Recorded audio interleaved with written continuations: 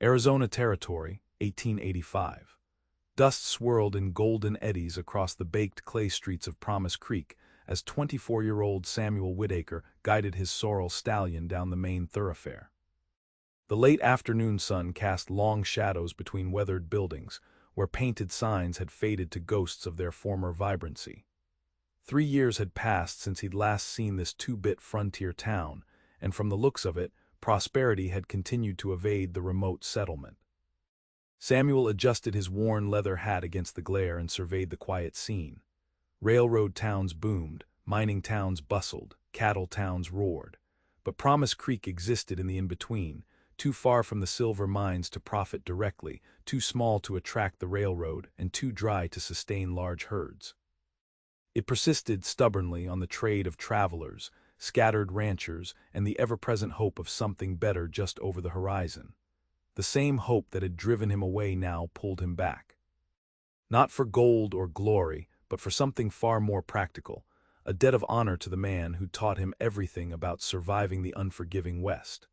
News of Jim Henderson's passing had reached Samuel 2 weeks ago in Tucson, carried by a trader who recognized his name. Jim's letter, written in a shaky hand before his death, had been simple. "Come see to my affairs, boy. There's matters need tending." Samuel had ridden out the next morning. His horse's hooves kicked up dust as they passed the general store, a dingy saloon, and what appeared to be a newly established millinery shop. A few townsfolk paused to observe the stranger, their gazes wary yet curious. Samuel had grown accustomed to such scrutiny. At 6 feet tall, with broad shoulders tapering to a lean waist, sun-bronzed skin, and clear blue eyes, he cut an impressive figure. 3 years of hard work on the open range had honed his physique to that of a man who lived by his strength and wits. His face, though handsome with its straight nose and strong jawline, carried the weathered quality of someone who'd seen too much too young. "A man's only true companions out here are his horse and his gun," Jim had told him repeatedly during those formative years after Samuel's parents died. "Trust in anything else, and you're setting yourself up for disappointment." Samuel had taken that lesson to heart. For the past 3 years, he'd drifted from ranch to ranch, working cattle drives from Texas to Montana, never staying in one place long enough to form attachments. The philosophy served him well. No heartbreak, no betrayal, no loss, just the simplicity of survival and the satisfaction of work well done. He reined his horse to a stop outside the Promise Creek Hotel, a 2-story clapboard structure that had seen better days. As he dismounted, the door to the millinery shop across the street opened, and Samuel's gaze was drawn to the young woman who emerged. She stood in a shaft of late afternoon sunlight, her honey-blonde hair catching the golden rays beneath a modest bonnet. Even from this distance, he could see her striking features: high cheekbones, a delicate nose, and full lips currently pressed together in concentration as she locked the door behind her. Her dress was a simple blue calico, its modesty only emphasizing her slender waist and graceful bearing. She couldn't have been more than 21 or 22, yet there was a certain dignity in her posture that suggested she'd weathered her own storms. As if sensing his attention, she glanced up, and for a brief moment their eyes met across the dusty street. Something flashed across her expression, surprise perhaps, or wariness, before she quickly looked away, clutching her parcel closer to her chest as she hurried down the boardwalk. Samuel shook his head, dispelling the momentary distraction. He had not come to Promise Creek for entanglements of any sort. He was here to settle Jim's affairs and move on, as he always did. Women, especially the kind who opened hat shops in struggling frontier towns, were decidedly not part of that plan. He led his horse to the water trough, then secured the reins to the hitching post. The hotel's interior was dim and smelled of old wood, tobacco, and whatever had been served for the midday meal. Behind the front desk, a balding man with spectacles perched on his nose looked up from his ledger. "Help you, mister?" "Room for a few nights," Samuel replied, setting his saddlebags on the counter. The clerk nodded, turning the register around. "2 bits a night includes breakfast. Sign here." Samuel scrawled his name in the book. "Jim Henderson's place, is it still standing?" The clerk's eyebrows rose slightly. "Old Jim's cabin." Yeah, it's still there, about 3 miles north of town. Nobody's touched it since he passed. You kin. Something like that, Samuel replied, unwilling to elaborate. Any chance I could get a bath sent up? Mary can heat water after supper, the clerk said, handing over a key. Room 4, top of the stairs. As Samuel climbed the narrow staircase, his thoughts drifted back to the blonde woman from the millinery.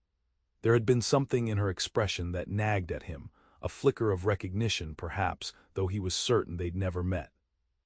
In his previous visits to Promise Creek, he would have remembered someone like her. He pushed the thought away. Tomorrow he would ride out to Jim's cabin, assess what needed to be done, and determine how quickly he could put Promise Creek behind him once more. The frontier was no place for permanence, and Samuel Whitaker had no intention of testing that truth. Grace Beaumont adjusted the display of silk ribbons in her shop window, arranging them to catch the morning light that streamed through the glass. At 20 years old, she had poured every penny of her modest inheritance into this small millinery, a risk that had earned her more than a few skeptical glances from the townspeople of Promise Creek. A hat shop, Sheriff Miller had said when she'd applied for her business license 6 months ago. In Promise Creek, might as well try selling parasols in a thunderstorm, Miss Beaumont. Yet she had persisted. After her father's death left her alone in the world, Grace had refused to accept the future that seemed preordained for women in her position: marriage to whichever suitable man offered first, or a life of dependent spinsterhood in some relative's spare bedroom. The millinery represented something more: independence, purpose, and the chance to create beauty in a place that sorely needed it. And despite predictions to the contrary, her business survived. Not thrived, perhaps, but survived.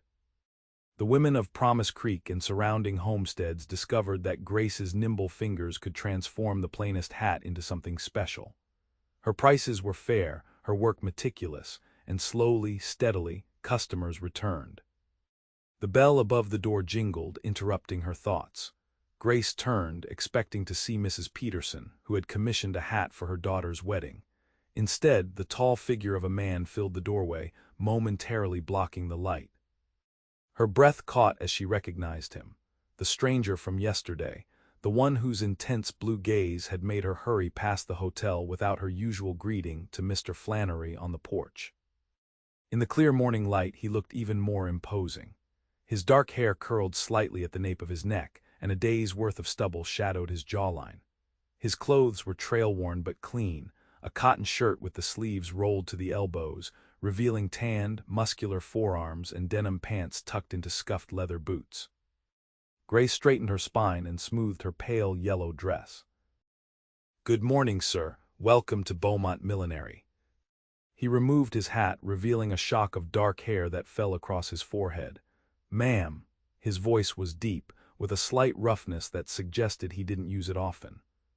"Are you looking for a gift, perhaps?" Grace asked, stepping behind the counter. "I have several gentlemen's hats that might replace your current one." She glanced meaningfully at the well-worn Stetson in his hands. A flicker of amusement crossed his face. "My hat and I understand each other just fine." He glanced around the shop, taking in the array of ribbons, feathers, and carefully displayed creations. "I'm here on different business." "You're Miss Beaumont?" Grace nodded cautiously. Strange men looking for her by name rarely brought good news. "I am Samuel Whitaker," he said by way of introduction. "I'm settling affairs for Jim Henderson." The name startled her. "Mr. Henderson? Yes, I knew him. Not well, but he was kind to me when I first arrived in Promise Creek." "That sounds like Jim," Samuel said, a softness briefly touching his expression. "The thing is, Miss Beaumont, I found your name in his papers. Appears he owed you money." Grace blinked in surprise. "Money? No, there must be some mistake. Mr. Henderson never purchased anything from me." Samuel reached into his shirt pocket and withdrew a folded piece of paper. "Says here he borrowed $30 from you last winter, for medicine and food during that fever that hit town." The memory returned to Grace suddenly. Jim Henderson, stooped and shivering in her shop one December afternoon, too proud to ask for charity but desperate enough to accept a loan. "Oh yes, but that was," she hesitated, That was between us. He was ill and I had some savings. Well, Jim wasn't the type to leave debts unsettled. Samuel placed 3 $10 gold pieces on the counter. He'd want me to square this. Grace stared at the money. $30 was a significant sum, almost 2 months' rent on her shop. I appreciate the gesture, Mr. Whitaker, but truly, it was more of a gift than a loan. His blue eyes held hers steadily. Jim didn't accept gifts. He made a note of the debt, which means he intended to repay it. I'm honoring that intention. Something about his tone, firm but respectful, told Grace that refusing would be futile. She nodded and carefully took the coins. Thank you, Mr. Henderson was a good man. The best I knew, Samuel agreed, his voice softening again before he cleared his throat. Well, I won't take more of your time, Miss Beaumont. As he turned to leave, Grace found herself reluctant to end the encounter. Mr. Whitaker, will you be staying in Promise Creek long? He paused at the door, his expression guarded. Just long enough to settle Jim's affairs, a week, maybe 2. I see. Grace wasn't sure why she felt a twinge of disappointment. If you need anything during your stay, the town may be small, but we look after visitors. Samuel studied her for a moment, as if trying to decipher something in her words. Appreciate that, Miss Beaumont. Good day to you. The bell jingled again as he departed, leaving Grace with the gold coins and an unexpected feeling of curiosity about Samuel Whitaker. There was something compelling about him, not just his handsome features, but a depth in his eyes that spoke of experiences beyond his years. She shook her head, dispelling such fanciful thoughts. Men like Samuel Whitaker didn't stay in places like Promise Creek. They passed through, trailing dust and leaving nothing behind but memories. Grace had built her life here on firmer foundations than that. Still, as she arranged a new shipment of silk flowers, she found herself glancing repeatedly toward the door, half expecting, or perhaps hoping, it would open again. Samuel led his horse along the overgrown path that wound toward Jim Henderson's cabin. The morning sun had risen higher, promising another scorching day, but here among the scattered juniper and pine trees, the air remained pleasantly cool. 3 miles north of Promise Creek, the terrain began its gradual ascent toward the distant mountains, and Jim had chosen his spot well, a natural clearing with a year-round spring bubbling from rocky ground. The cabin came into view, a sturdy structure of hand-hewn logs with a stone chimney rising from one end. It looked smaller than Samuel remembered, but otherwise unchanged. The wooden porch still sagged slightly on the left side where Jim had promised to fix it one of these days. The corral stood empty, its gate hanging open since the sheriff had sold Jim's old mare after his death. Samuel tied his horse to the hitching post and approached slowly, a wave of memories washing over him. This had been the closest thing to a home he'd known after his parents' deaths. For 5 years he'd lived under Jim's roof, learning the ways of survival on the frontier, how to track game, break horses, predict weather from cloud formations, and navigate by stars. More importantly, he'd absorbed Jim's philosophy on frontier life: keep to yourself, trust few, and never expect permanence. This land doesn't forgive softness, Jim would say, his weathered face stern beneath his white beard. The minute you start thinking you're settled, that's when trouble finds you. Samuel had taken those words to heart, especially after Jim's only daughter had died of fever despite their desperate race to fetch a doctor. He'd watched the old man retreat further into himself, nursing his grief with whiskey and solitude. The lesson seemed clear: attachments only led to pain. The cabin door creaked as Samuel pushed it open. Dust motes danced in the sunbeams that streamed through the unwashed windows. Everything remained exactly as he remembered: the rough-hewn table and chairs, the iron stove in the corner, the bookshelf filled with Jim's precious collection of dog-eared volumes. The old man had prized literature almost as much as self-sufficiency. Samuel moved through the space, running his fingers along familiar surfaces.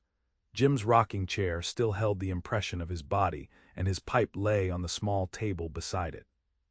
Someone, likely the sheriff or the doctor, had made an attempt to tidy before locking up, but the cabin still felt inhabited, as if Jim might walk through the door at any moment, grumbling about town folks and their peculiar ways. In the small bedroom, Samuel found Jim's trunk at the foot of the bed. Inside lay the old man's possessions, clothing, a silver pocket watch that had belonged to his father, a daguerreotype of his long-dead wife and daughter, and beneath it all, a leather-bound ledger and a stack of papers secured with twine.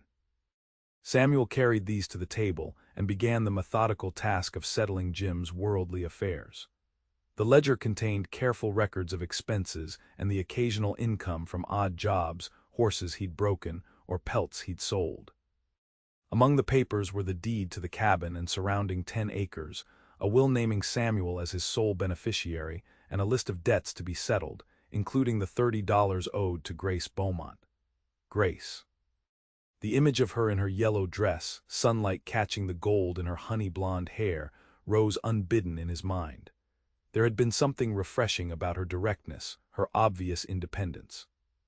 Most women in frontier towns either flirted openly with unmarried men or maintained a rigid formality.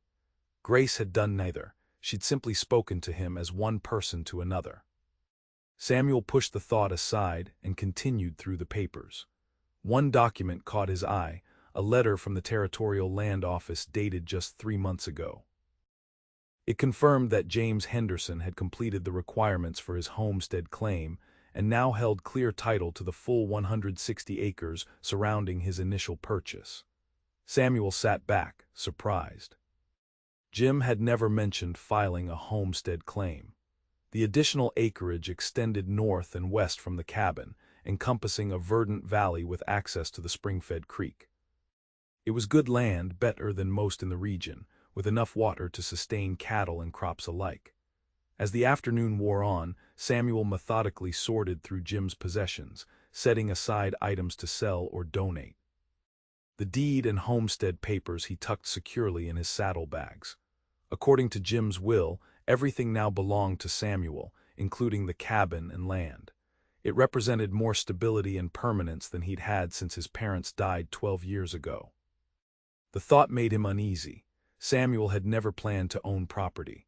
Property meant responsibilities, ties to one place, vulnerability to drought or flood or fire. Better to remain unencumbered, free to move with the changing seasons and employment opportunities. And yet, as he stepped onto the porch and surveyed the peaceful clearing, with the mountains rising majestically in the distance, something tugged at him. This land had been Jim's dream, his attempt to carve out a place that belonged to him alone. Now it had passed to Samuel. He shook his head, dismissing the momentary sentiment. He would sell the property, of course. Some family looking to settle would pay good money for 160 acres with reliable water.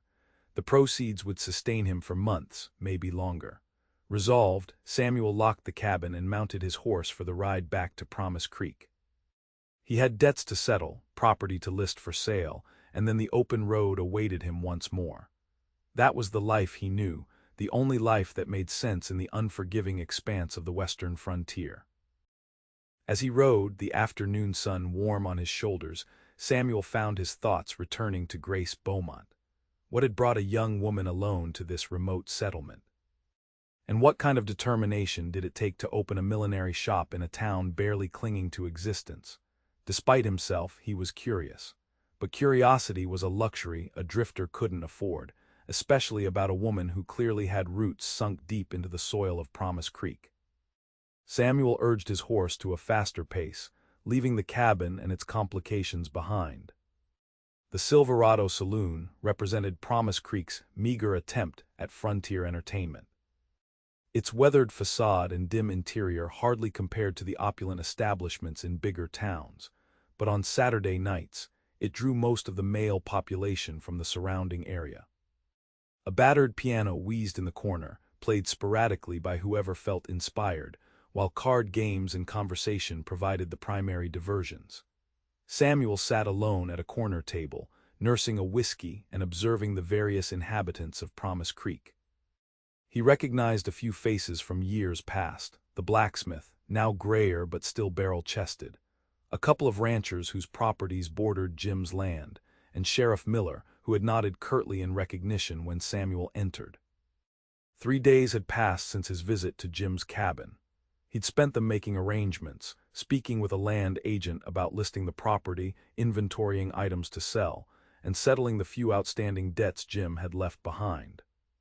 According to the agent, the 160 acres could fetch a handsome price, especially with water rights included. By this time next week, Samuel could be riding south with his pockets comfortably lined. Whitaker, a voice interrupted his thoughts. "Mind if I join you?" Samuel looked up to see Sheriff Miller standing beside his table, hat in hand. At 50, the lawman's dark hair had gone silver at the temples, and deep lines framed his eyes and mouth. His badge gleamed against his dusty vest. "Sheriff," Samuel gestured to the empty chair. "Please." Miller settled his bulky frame onto the wooden seat. "Heard you're planning to sell Henderson's place." "News travels fast." "Small town," Miller shrugged. "Everything's everybody's business." Jim was well respected around here. "People are interested in what happens to his property."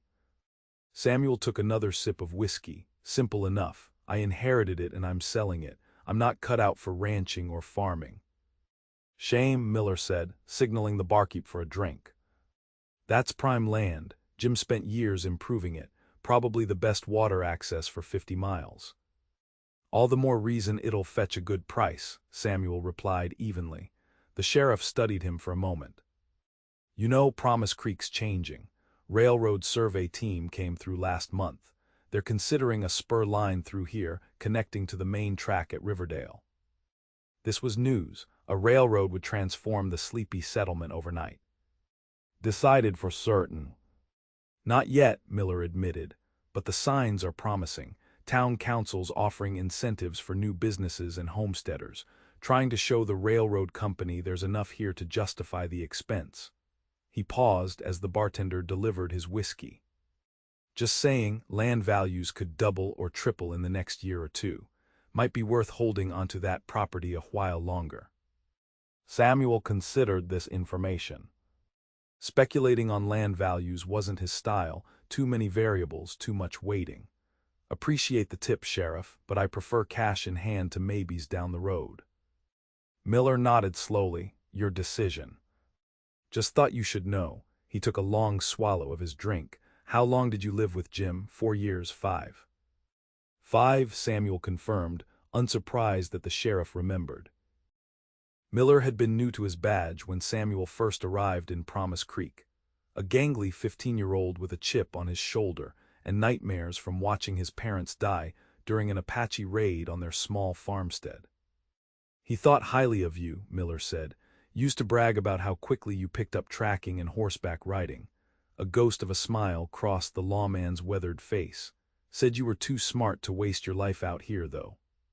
The comment stung unexpectedly. Jim had opinions about a lot of things. "That he did." Miller finished his drink and stood. "Well, think about what I said, about the railroad. No rush to sell if you don't need the money right away." After the sheriff departed, Samuel remained at his table, turning the conversation over in his mind. A railroad would indeed change everything for Promise Creek. New businesses, new settlers, new opportunities. The kind of boom that could make fortunes or break them, depending on which side of progress you landed. He was contemplating another drink when the saloon doors swung open, admitting a gust of evening air and a group of 4 men Samuel didn't recognize. Their clothes marked them as ranch hands, but not from any of the local spreads. Newcomers probably passing through on their way somewhere else. They were loud, already half drunk, and they swaggered to the bar with the loose-limbed confidence of men looking for entertainment. Samuel might have ignored them entirely if not for what happened next. The tallest of the group, a red-headed man with a pockmarked face, turned and surveyed the room. His gaze landed on a table near the door, where a slender figure sat alone. With a jolt of surprise, Samuel recognized Grace Beaumont. She wore a modest dark blue dress, her blonde hair pinned up beneath a small hat that showcased her own millinery skills. Before her sat a small ledger and what appeared to be correspondence, business papers of some kind. She seemed entirely out of place in the saloon, a fact the newcomers had quickly noticed. "Well, looky here," the red-headed man announced loudly. Didn't expect to find such a pretty flower in this dusty little town." His companions turned, appreciative grins spreading across their faces as they spotted Grace. She looked up from her papers, her expression cautious but composed.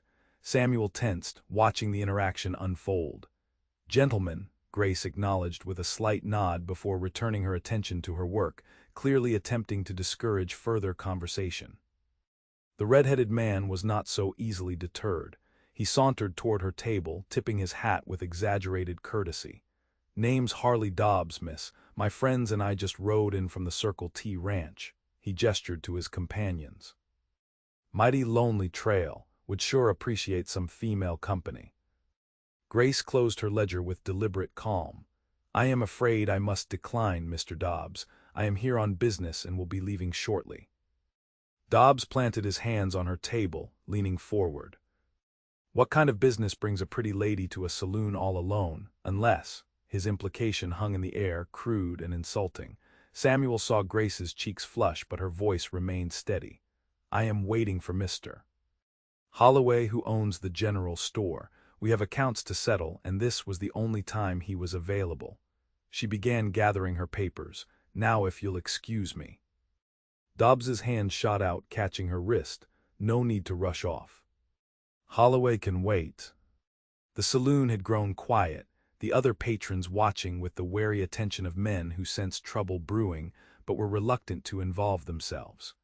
The sheriff had left minutes earlier on his regular patrol. The bartender looked nervous, clearly weighing the potential damage to his establishment against the danger of confronting four rough men. Samuel set down his glass and stood. He moved through the silent room with measured strides, stopping beside Grace's table. "Everything all right here, Miss Beaumont?" Grace's eyes met his, relief evident in their depths. "Mr. Whitaker." "Yes, I was just explaining to these gentlemen that I have a business appointment." Dobbs straightened, releasing Grace's wrist as he sized up Samuel. Though taller, the ranch hand was rangier, less solidly built. "This is a private conversation, Mr. "Doesn't look private to me," Samuel replied evenly. "Looks like the lady was trying to leave and you were preventing her." He turned to Grace. "Mr. Holloway sent word he's running late. Asked if I'd escort you back to your shop until he's ready." Grace gathered her papers with dignity, understanding the offered exit. "Thank you, Mr. Whitaker. That would be most appreciated." Dobbs stepped into Samuel's path as Grace stood. "Now hold on, we were just getting acquainted." His breath reeked of cheap whiskey. "What's your interest in this matter anyway?" "My interest," Samuel said quietly, "is in making sure the lady isn't bothered when she's clearly not interested in your company." He kept his posture relaxed, but those who knew fighting men would recognize the readiness in his stance. "Now step aside." A tense moment stretched between them. Dobbs's companions had moved closer, creating a loose semicircle. The calculation was clear in Dobbs's bloodshot eyes, 4 against 1, with the odds in their favor. But something in Samuel's unwavering gaze made him hesitate. Perhaps it was the calm certainty, or perhaps the subtle shift of Samuel's right hand toward the holster on his hip, a movement so slight it could have been missed if one weren't looking for it. "No need for trouble," the bartender finally called out. "Not in my establishment." Dobbs held Samuel's gaze for another long moment before stepping back with an exaggerated bow. "As the lady wishes. No offense intended." Samuel didn't acknowledge the false courtesy. He simply offered his arm to Grace. "Miss Beaumont." She placed her hand lightly on his forearm, her touch steady despite the tension of the moment. Together they walked toward the door, Samuel keeping himself between her and the ranch hands. As they stepped into the cool evening air, Grace released a shaky breath. "Thank you, Mr. Whitaker. That was becoming." "Uncomfortable." "Are you really waiting for Holloway?" Samuel asked, still alert to the possibility that Dobbs or his friends might follow them out. Grace shook her head. "No, I own the building my shop is in, and Mr. Peterson at the bank allows me to use the saloon for reviewing contracts when the bank is closed. It's better lit than my back room, and—" she hesitated. "And I thought being in a public place would be safer than working alone after dark." The irony wasn't lost on Samuel. Not your best calculation. A small smile touched her lips. Apparently not, though in fairness those men are strangers. The regular patrons are generally respectful. They began walking toward her shop, the streets of Promise Creek quiet in the gathering dusk. Oil lamps glowed in windows and a dog barked somewhere in the distance. It was a peaceful scene, belying the tension of moments ago. "May I ask what kind of contracts require such urgent attention?" Samuel inquired, genuinely curious about her business. Grace hesitated only briefly. "I received a large order from a hotel in Tucson. The owner's wife visited last month and commissioned 20 hats for the female staff. It's the largest order I've ever had, and I need to calculate costs for materials, labor, and shipping." A note of pride entered her voice. "It could be a turning point for my business." Samuel found himself impressed, despite his usual detachment. "Congratulations, that's quite an accomplishment." "Thank you," she glanced up at him. "Though I must admit, I'm surprised to find you still in Promise Creek. I thought you'd be eager to settle Mr. Henderson's affairs and move on." There was no judgment in her tone, only observation, yet Samuel felt unexpectedly defensive. "Some matters take longer than anticipated." They reached the millinery shop, its darkened windows reflecting their silhouettes in the dim light from the street lamp. Grace withdrew a key from her reticule and unlocked the door before turning to face him. "Well, thank you again for your timely intervention, Mr. Whitaker." Her eyes, a warm hazel in the lamplight, met his directly. "It was fortunate you were there." Samuel nodded, suddenly aware of their proximity in the shadowed doorway. A faint scent of lavender drifted from her hair or clothing, subtle yet distinctly feminine. Anyone would have done the same. A knowing smile curved her lips. "We both know that isn't true." Half the men in that saloon were content to watch what happened without lifting a finger. She opened the door slightly. "Good night, Mr. Whitaker." "Good night, Miss Beaumont," he replied, waiting until she had entered safely and he heard the lock turn before walking away. As he made his way back to the hotel, Samuel found himself troubled by the encounter. Not just the situation with Dobbs and his companions, but his own reaction to it. The protective instinct that had surged through him went beyond common decency. Something about Grace Beaumont stirred emotions he'd long ago decided were liabilities on the frontier. Jim's voice seemed to whisper in his ear. "The minute you start caring about someone is the minute you give life a weapon to use against you." Samuel quickened his pace, trying to outrun both the memory and the unsettling awareness that, for the first time in years, he was in danger of ignoring his mentor's hard-earned wisdom. Grace sat at her small desk in the back room of her shop, tallying figures for the Tucson hotel order. Sunlight streamed through the window, illuminating the neat columns in her ledger. The bell above the front door jingled, and she set down her pencil with a small sigh. The morning had been unusually busy, 3 customers already, and now a 4th before noon. She smoothed her pale green skirt and adjusted the lace collar of her blouse before stepping into the front of the shop. Her practiced greeting died on her lips when she saw Samuel Whitaker standing just inside the door, hat in hand. "Mr. Whitaker," she said, unable to hide her surprise. "Good morning."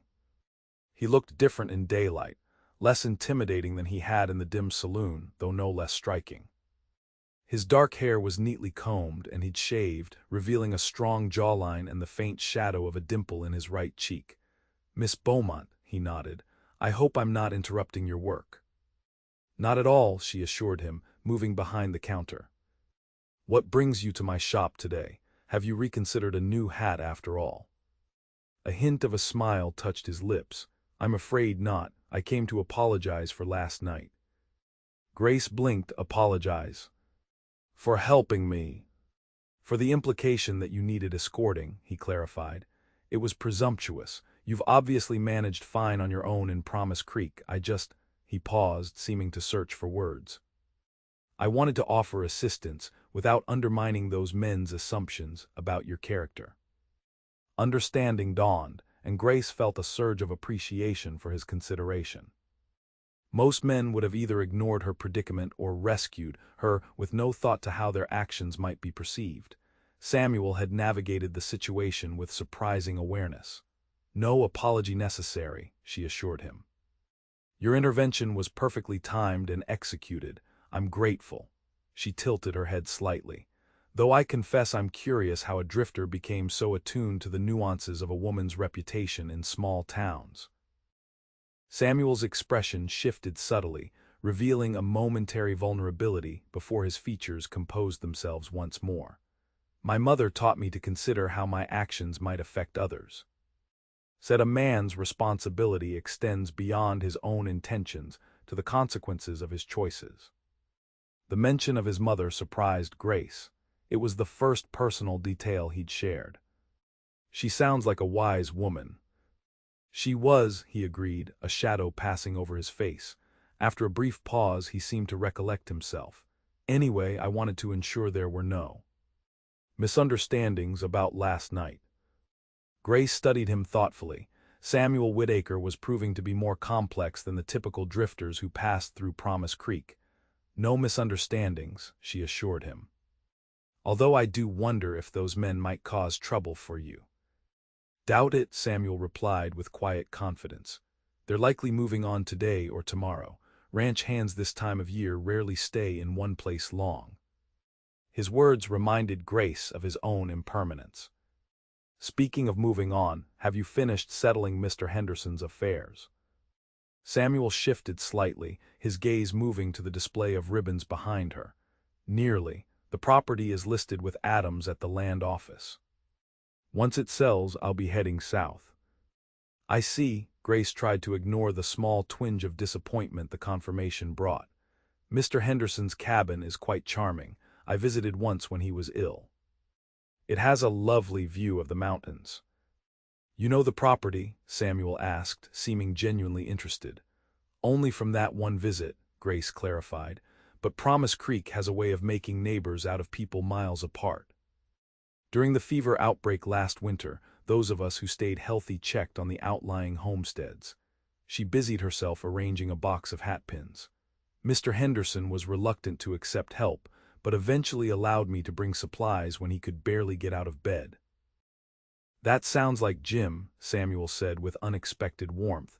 "Stubborn as a mule, especially about needing help." He paused. "It was good of you to look after him." Grace met his gaze. "People help each other out here.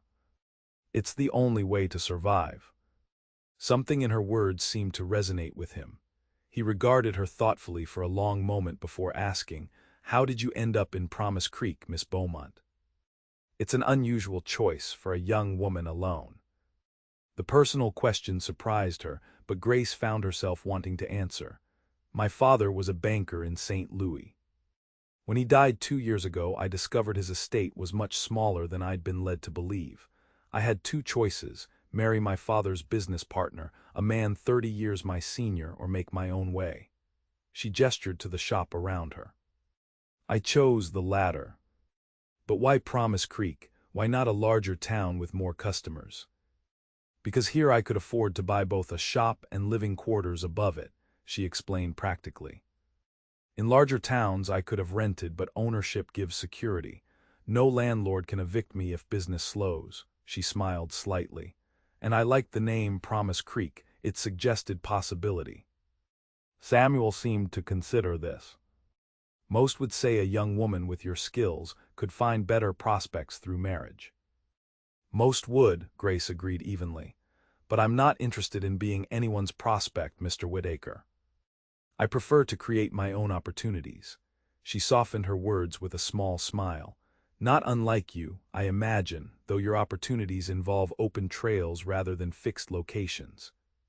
He returned her smile, the expression transforming his serious face. "Tâchez, Miss Beaumont." The bell jangled again as the door opened, admitting Mrs. Peterson, the banker's wife. She stopped short, eyebrows rising at the sight of Samuel. "Oh. I hope I'm not interrupting," she said with poorly disguised curiosity. "Not at all, Mrs. Peterson," Grace assured her smoothly. "Mr. Whitaker was just inquiring about a gift for a friend." She turned to Samuel. "Perhaps you'd like to think about the options and return another time." Samuel took the graceful dismissal with good humor. I'll do that, thank you for your time, Miss Beaumont. He nodded politely to Mrs. Peterson before replacing his hat and departing. Grace braced herself for the inevitable questions as Mrs. Peterson approached the counter, eyes alight with curiosity. In a town as small as Promise Creek, Samuel's visit to her shop would fuel speculation for days, yet she found she didn't mind as much as she should have. There was something about Samuel Whitaker that intrigued her, a depth beneath his carefully maintained reserve that hinted at a more complex man than the drifter he presented to the world. As she helped Mrs. Peterson select ribbons for her daughter's bonnet, Grace pushed aside thoughts of Samuel. Whatever his story, it didn't intersect with hers beyond these brief encounters. He would sell Jim Henderson's property and ride away, as was the nature of men who chose the open range over settled community. Grace had built her life around permanence and independence, values that seemed fundamentally at odds with his chosen path. Still, as the day progressed, she found her thoughts returning to the unexpected vulnerability she'd glimpsed when he spoke of his mother, and the gentle consideration he'd shown for her reputation. Samuel Whitaker might be passing through, but he was leaving distinct impressions in his wake. The auction notice appeared on the community board outside the general store 3 days later. Property sale. 160 acres with cabin and water rights, 3 miles north of Promise Creek. Inquire at land office. Auction to be held Saturday next at 2 o'clock. Samuel stood before the notice, an unexpected heaviness in his chest. The land agent had convinced him that an auction would generate the most interest and highest price, especially with the rumors of the railroad coming through. Already, several parties had expressed interest, including a cattle operation from the north looking to expand, and a family from Kansas hoping to establish a new homestead. "Going to miss that view, I reckon," a voice said beside him.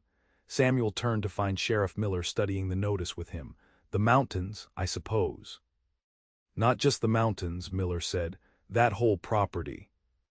Jim chose it special, you know, spent years adding to it bit by bit, had plans for a proper ranch there eventually. He never mentioned that to me." The sheriff shrugged. Jim wasn't one for talking about dreams. More a man of action. He glanced at Samuel, thought maybe that's why he left it to you, hoped you might finish what he started. The suggestion unsettled Samuel. "I'm not a rancher." "Could learn," Miller observed mildly. "Jim always said you pick things up quick." Before Samuel could respond, a commotion down the street caught their attention. A wagon had pulled up outside Grace's millinery shop, and 2 men were unloading large crates while Grace directed them, her expression animated with excitement. "Looks like Miss Beaumont's shipment arrived," Miller remarked. "Been waiting on those supplies for her big order, Tucson Hotel, I heard." Samuel watched as Grace inspected each crate, checking items against a list in her hand. Even from this distance, her enthusiasm was evident in every movement. Here was someone who had found her purpose, despite the limitations of frontier life. "She's quite the businesswoman," Samuel observed, trying to keep his tone neutral. Miller chuckled. "That she is. Surprised everyone when she bought that building outright. Most figured she'd fail within 6 months, but she's proven tenacious." He glanced sideways at Samuel. "Kind of reminds me of another young person who showed up here years back. Everyone thought Jim had lost his mind taking in a city boy with no frontier skills." Samuel ignored the comparison. "Miss Beaumont mentioned the possibility of a railroad coming through. That true?" "Survey team seemed positive," Miller confirmed. "Course, nothing's certain until the tracks are laid, but the town council's working hard to make Promise Creek attractive to investors." As they watched, one of the delivery men lost his grip on a crate. It crashed to the ground, the sound of breaking glass audible even from where they stood. Grace's hands flew to her mouth, and even at this distance, Samuel could see the distress on her face as she knelt to examine the damage. Without conscious decision, he found himself walking toward her shop, the sheriff's knowing chuckle following him down the street. By the time he reached the millinery, Grace was carefully lifting shards of glass from the spilled contents of the crate. The delivery men hovered awkwardly, one apologizing profusely while the other continued unloading the remaining boxes. Need a hand? Samuel asked, stopping beside the broken crate.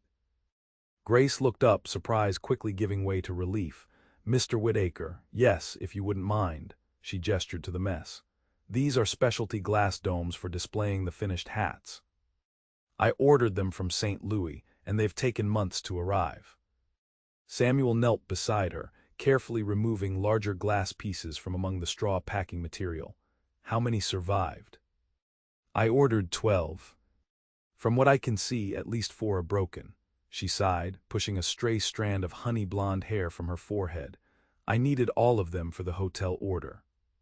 I'm real sorry, ma'am, the delivery man repeated miserably. Hit a rut I didn't see. It's not your fault, Mr. Jenkins, Grace assured him, though Samuel could hear the strain in her voice. Accidents happen. Samuel examined one of the intact glass domes, a bell-shaped cover designed to protect and showcase fine millinery. These are for the Tucson order. Grace nodded, carefully wrapping one of the unbroken domes in straw. Each hat will be delivered in its own protective case. It's part of what convinced the hotel owner's wife to place such a large order, the presentation. She wants her staff's hats to arrive as if they came from a Paris salon. She managed a small smile. Appearances matter, especially for a hotel catering to wealthy Easterners. Together they salvaged what they could from the broken crate. 8 glass domes had survived intact, leaving Grace 4 short of her order. Perhaps you could telegraph for replacements, Samuel suggested as they carried the salvaged items into her shop. Grace shook her head, her expression troubled. There isn't time. The order is due in 3 weeks, and these took nearly 2 months to arrive. She set the wrapped domes carefully on her counter. I'll have to think of an alternative. Samuel watched as she paid the delivery men and directed them to bring the remaining crates inside. Despite her obvious disappointment, she maintained a composed demeanor, thanking the men for their assistance and offering them each a cup of water before they departed. Only when they had gone did she allow her shoulders to slump slightly. This complicates things considerably. You'll find a solution, Samuel said with more confidence than he felt. You seem resourceful. She glanced up at him, a small smile tugging at her lips despite her worry. Thank you for the vote of confidence, Mr. Whitaker, and for your help with the salvage operation. Samuel, he said impulsively, if we're going to keep meeting like this, you might as well use my given name. Her smile widened slightly. Samuel then, and I'm Grace. The simple exchange felt more significant than it should have. Samuel cleared his throat. I should let you get back to your work. I hope you find a solution for your glass problem. Thank you, Grace said, walking him to the door. Oh, and congratulations on listing your property, Mrs. Peterson mentioned you're holding an auction on Saturday. News travels fast, Samuel remarked, not for the first time. Promise Creek's most abundant resource, Grace agreed with a rueful smile. Though I must say, if I had 160 acres of good land with water rights, I'd think twice about selling, especially with the possibility of the railroad coming through. Samuel studied her, struck by the echo of Sheriff Miller's sentiment. I'm not a rancher or a farmer. No, Grace acknowledged, but you're a man who clearly knows how to adapt and learn. She held his gaze steadily. Just an observation from someone who's had to reimagine her future once or twice. With that parting thought, she bid him good day, leaving Samuel standing in the street with the distinct feeling that the ground beneath his carefully constructed plans had shifted, ever so slightly. The week leading up to the auction passed in a blur of activity for Grace. The Tucson hotel order consumed her days and most of her evenings, each hat requiring meticulous attention to detail. Without enough glass domes, she had devised an alternative, sturdy hat boxes lined with silk and fitted with special supports to prevent the creations from being crushed during transport. It wasn't the elegant presentation she had originally planned, but it would protect the merchandise adequately. She had seen Samuel only in passing, a nod across the street, a brief greeting outside the general store. Each time, Grace had been struck by the same curious blend of attraction and wariness. He was, by any measure, a handsome man, but it was the glimpses of depth beneath his reserved exterior that intrigued her most. Still, she reminded herself firmly, he represented everything she had deliberately avoided in rebuilding her life: impermanence, uncertainty, the prioritization of freedom over stability. Saturday morning dawned clear and mild, perfect weather for an auction. Grace had no intention of attending. What use did a milliner have for 160 acres? But as the appointed hour approached, she found herself creating excuses to close her shop early. Curiosity, she told herself. Nothing more than natural curiosity about a significant local transaction. At 1:45, Grace locked her shop and walked the short distance to the land office, where a crowd had already gathered on the porch and spilled into the street.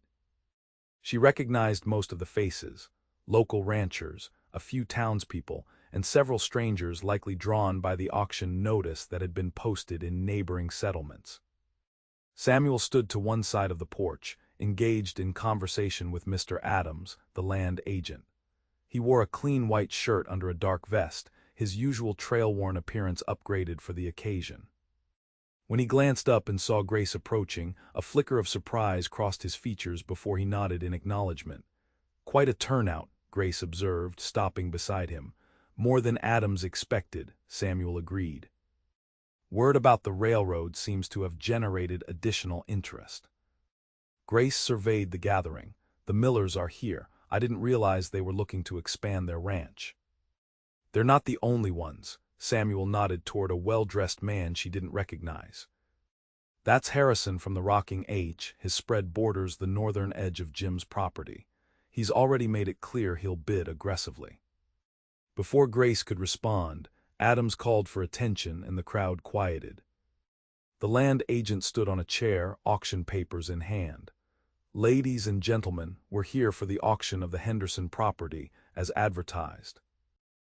160 acres with existing cabin, outbuildings, and water rights, located 3 miles north of Promise Creek." He gestured to a large map propped on an easel beside him. "Property boundaries as shown here. All mineral and water rights included in the sale. The opening bid is set at $800. A murmur rippled through the crowd. $800 was a substantial starting price, reflecting the property's value but potentially limiting the number of serious bidders. 800, called out Harrison immediately. 850, countered a man Grace recognized as a new arrival from California who had been asking about agricultural opportunities. The bidding proceeded rapidly from there, quickly surpassing $1,000.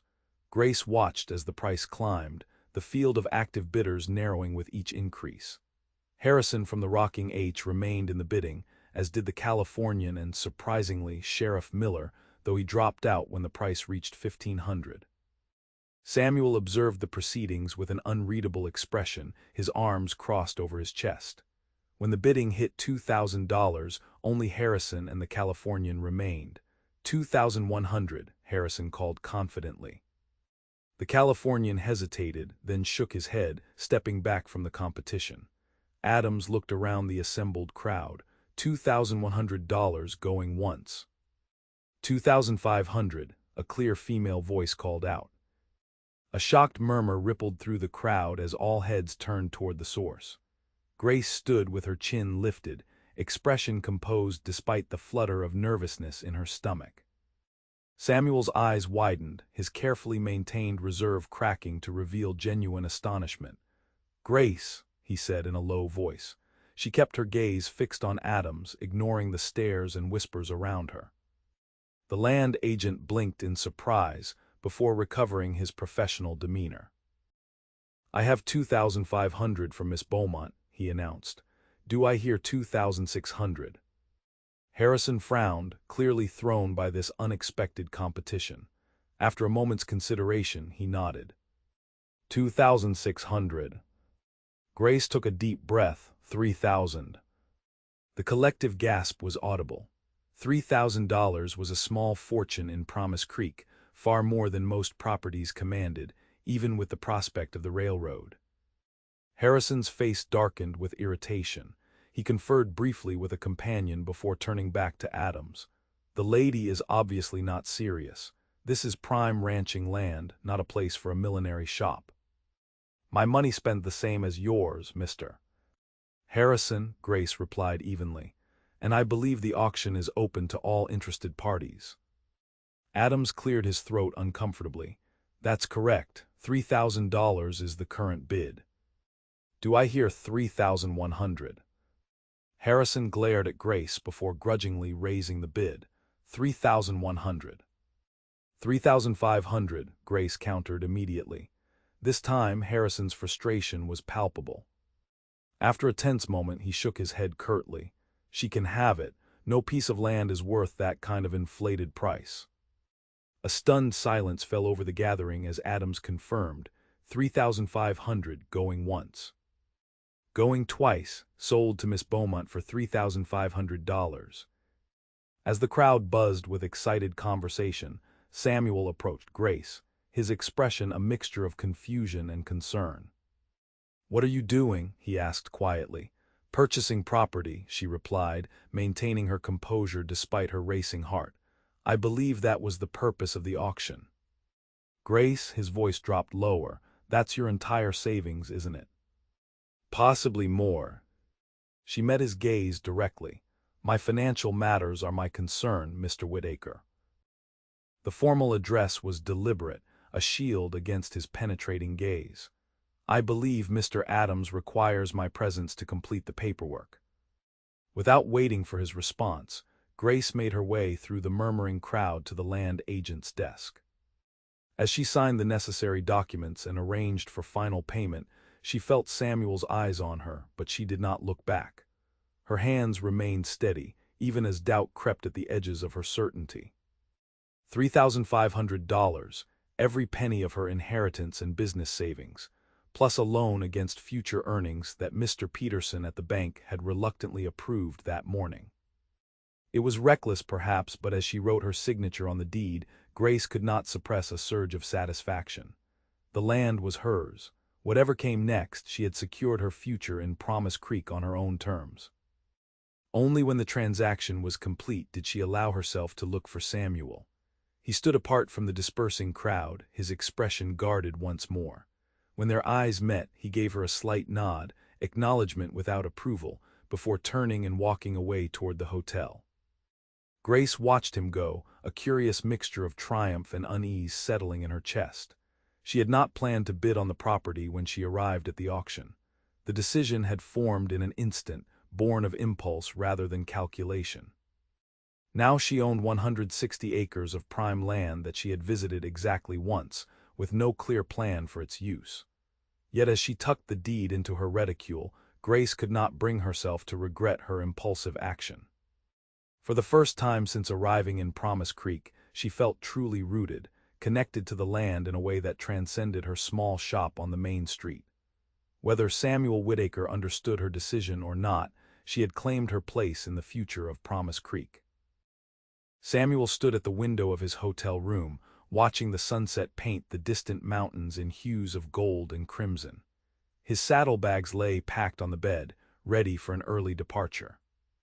The auction proceeds, minus Adams's commission, sat in a leather pouch inside his vest, more money than he'd ever possessed at one time. He should have felt satisfied. The property had sold for far more than anticipated, leaving him financially secure for the foreseeable future. By all rational measures, the outcome was ideal. Yet as darkness crept across the landscape, Samuel found himself troubled by a persistent disquiet. The image of Grace standing firm amid the crowd, her voice clear as she outbid Harrison, had lodged in his mind. What had possessed her to risk everything on land she had no practical use for? A knock at his door interrupted his brooding. When he opened it, Sheriff Miller stood in the hallway, hat in hand. "Evening, Whitaker. Thought I might find you here." Samuel stepped back, allowing the older man to enter. "Something I can do for you, Sheriff." Miller settled his bulky frame into the room's only chair. "Heading out tomorrow." "At first light," Samuel confirmed. "No reason to linger now that the property's sold." Miller nodded slowly. Quite a spectacle at that auction. Never seen Harrison so put out, man's not used to losing. "Miss Beaumont certainly surprised everyone," Samuel agreed neutrally. Including you, I'd wager. The sheriff studied him with shrewd eyes. You know why she did it. Samuel turned back to the window. I assume she sees investment potential, with the railroad coming. Could be, Miller allowed. Or could be she had other reasons. An uncomfortable silence stretched between them before Samuel asked, "Did you need something specific, Sheriff? It's getting late." Miller sighed heavily. "Just thought you should know there's talk in town. Harrison wasn't pleased about losing that auction, and he's been drinking at the Silverado since it ended." A flicker of concern tightened Samuel's chest. "Has he made threats?" "Nothing direct," Miller said. "But he's been running his mouth about interfering women and teaching lessons. His ranch hands are with him, including that red-headed troublemaker who bothered Miss Beaumont at the saloon last week." Samuel turned from the window, suddenly alert. "You think they might cause problems for her?" "I think Harrison has a mean streak when his pride's wounded, and alcohol rarely improves a man's judgment." Miller rose from the chair. "I'll keep an eye on things in town, but Miss Beaumont's shop is at the quiet end of the street. Might not hear trouble if it starts." The implication was clear. Samuel glanced at his packed saddlebags, then back to the sheriff. "I thought you maintained law and order in Promise Creek." "I do my best," Miller acknowledged, "but I'm one man with a lot of ground to cover." He moved toward the door. "Just thought you should know the situation before you rode out. Good night, Whitaker." After the sheriff departed, Samuel paced the small room, tension building in his shoulders. Grace's shop included her living quarters above. If Harrison decided to cause trouble, she would be vulnerable, especially at night. He told himself it wasn't his concern. The property had been sold fairly. Whatever Harrison's grievances, they were between him and Grace or him and the sheriff. Samuel had fulfilled his obligations to Jim's estate. His path led south at daybreak. And yet, the memory of Grace standing alone against Harrison's intimidation rose in his mind, along with the quiet dignity she had shown in the face of the town's incredulity. She had helped Jim when he was ill, asked nothing for the loan she'd given him, and faced down men like Dobbs with composed courage. There was a strength in her that Samuel couldn't help but admire, even as her actions confounded him. With a muttered curse, he strapped on his gun belt, grabbed his hat, and left the hotel room. The night air carried a chill as he made his way down the quiet street toward Grace's millinery. Most businesses had closed for the evening, though light and raucous laughter spilled from the saloon 2 blocks away. Samuel kept to the shadows, his footsteps nearly silent from years of habit. The millinery shop was dark, but a soft glow emanated from the second-floor windows, Grace's private quarters. Samuel positioned himself in the recessed doorway of the vacant building across the street, where he could observe both the shop and the approach from the direction of the saloon. For over an hour he maintained his vigil, ignoring the growing chill and occasional curious glances from passers-by. Just as he was beginning to think Miller's concerns were overblown, a group of men emerged from the saloon and started down the street toward the millinery. Even at this distance, Samuel recognized Harrison's distinctive stride and the red hair of Dobbs bobbing in the glow of the street lamps. 5 men in total, all moving with the loose-limbed swagger of the thoroughly inebriated. As they approached Grace's shop, their voices grew louder, punctuated by coarse laughter. Harrison gestured expansively toward the darkened storefront. "This is it, boys. The little lady who thinks she can outbid the biggest rancher in the county." Samuel stepped from the shadows, positioning himself deliberately in their path. "Evening, gentlemen. You're making quite a commotion for this time of night." The group halted, momentarily startled by his appearance. Harrison squinted, recognition dawning slowly through his alcoholic haze. "Whitaker, what are you doing here?" "Thought you'd be counting your money." "Just enjoying the evening air," Samuel replied evenly. "And you?" Dobbs pushed forward, bravado enhanced by whiskey. "Just paying a friendly visit to the hat lady. Congratulate her on her new property." At this hour, Samuel's tone remained conversational, but his posture shifted subtly, weight balanced and ready. "Seems Miss Beaumont has retired for the night. Best to offer your congratulations tomorrow." Harrison's eyes narrowed. This doesn't concern you, Whitaker. You sold the property, got your money. Your business here is done.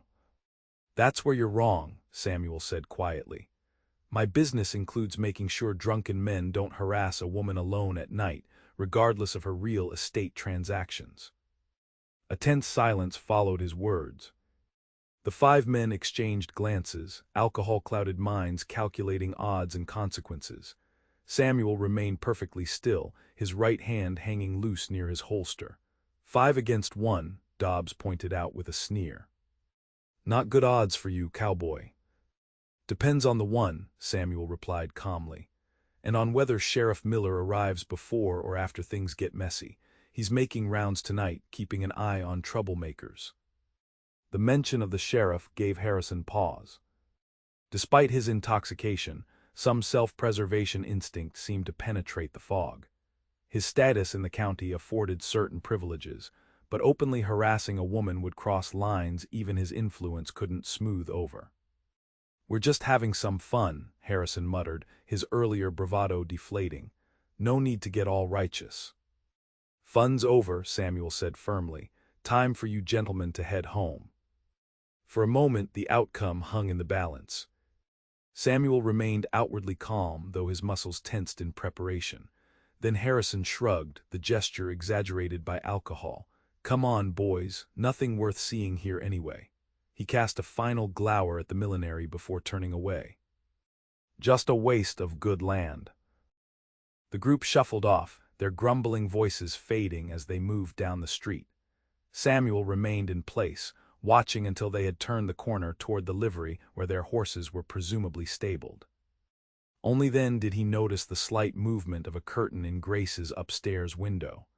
As he looked up, the fabric fell back into place, but not before he caught a glimpse of her silhouette. She had been aware of the confrontation, watching from above. Samuel hesitated, considering whether to make his presence known to her directly. In the end, he simply tipped his hat toward the darkened window and walked away. What had transpired required no explanation or acknowledgement. Harrison and his companions might return another night, but Samuel doubted it.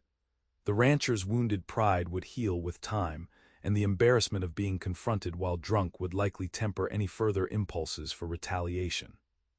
As he made his way back to the hotel, Samuel found himself wondering again about Grace's motives for purchasing the property. The investment potential alone didn't explain the determination he'd witnessed at the auction. There had been something personal in her stance, a conviction that went beyond financial calculation. For the first time since arriving in Promise Creek, Samuel found himself genuinely reluctant to leave. The feeling unsettled him, challenging the detachment he had cultivated for years.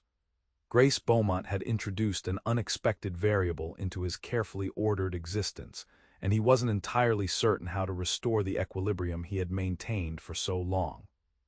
With morning's light, he would ride out as planned, leaving Promise Creek and its complications behind. That was the prudent course, the one that aligned with everything Jim had taught him about surviving on the frontier. Attachments were liabilities, movement was security, independence was the only reliable protection against loss. And yet, as he climbed the hotel stairs to his room, Samuel couldn't shake the image of Grace's silhouette at the window, watching silently as he stood between her home and those who might threaten it. Dawn had barely broken when Grace hitched her rented wagon to the livery stable's placid mare. The streets of Promise Creek lay quiet in the gray light, most residents still abed at this early hour. She had slept little, her mind too full of the previous day's events and the confrontation she had witnessed from her window. The wagon creaked as she guided it north out of town, the deed to her newly acquired property secured in the pocket of her practical riding skirt. The impulse that had driven her to attend the auction had crystallized into determination overnight. If she had acted rashly in purchasing Jim Henderson's land, she would now approach its development with careful planning. 3 miles passed quickly, the landscape gradually changing from flat prairie to gentle rises dotted with juniper and pine. When the cabin came into view, nestled against a hillside with mountains rising majestically behind it, Grace felt a curious sense of homecoming, though she had visited only once before. She halted the wagon in the clearing before the cabin and sat for a moment, absorbing the peaceful scene. A light breeze rustled the pine needles, carrying the scent of resin and wild grasses. A hawk circled lazily overhead, its keen eyes scanning for prey among the rocks and undergrowth. "So this is mine," Grace murmured to herself, the reality of her purchase finally settling into her consciousness. As she climbed down from the wagon, movement caught her eye, a rider approaching from the direction of Promise Creek. Grace shaded her eyes against the rising sun, recognition dawning as the figure drew nearer. Samuel Whitaker rode with the easy grace of a man who had spent most of his life in the saddle. His expression when he reined his horse to a stop beside her wagon revealed surprise followed quickly by wariness. "Miss Beaumont," he greeted her, removing his hat. "I didn't expect to find you here so early." "Nor I you," Grace replied. "I thought you would be riding south by now." Samuel dismounted, his gaze taking in the wagon loaded with supplies. "I was. Decided to take a last look at Jim's place before leaving." He nodded toward her cargo. "You appear to be settling in already." "Just basic necessities," Grace explained. "I wanted to assess the property properly in daylight." She hesitated, then added, "I saw what happened last night, outside my shop." Samuel's expression remained neutral. Harrison and his friends were being foolish. "Doubt they'll bother you again." "Because you were there," Grace said directly. "Thank you for that." He nodded once in acknowledgement, then changed the subject. "You never did explain why you bought this place." "It's a long way from town for a woman alone, especially one with an established business." Grace turned toward the cabin, considering how much to reveal. "I had my reasons." $3,500 worth of reasons, Samuel observed. "That's a significant investment for someone who makes hats." The subtle challenge in his tone sparked a flare of defiance in Grace. "You're right, it is, but I didn't spend all those years helping my father at the bank without learning something about investments." She faced him squarely. "The railroad is coming, Mr. Whitaker. When it does, this land will be worth twice what I paid. In the meantime, the water rights alone make it valuable." "And you plan to manage 160 acres while running your millinery." His skepticism was evident. "Ranching isn't a part-time occupation, Grace. It requires constant attention, specialized knowledge, and physical labor." "I'm aware of the challenges," she replied with more confidence than she felt. "I've already spoken with Mr. Jensen about leasing grazing rights for his small herd. The arrangement will provide income while I develop long-term plans." Samuel studied her thoughtfully. "You've given this more consideration than I assumed." "Most people underestimate me," Grace said without rancor. "I've grown accustomed to it." She moved toward the cabin, effectively ending the conversation. "Now, if you'll excuse me, I'd like to inspect my property." To her surprise, Samuel fell into step beside her.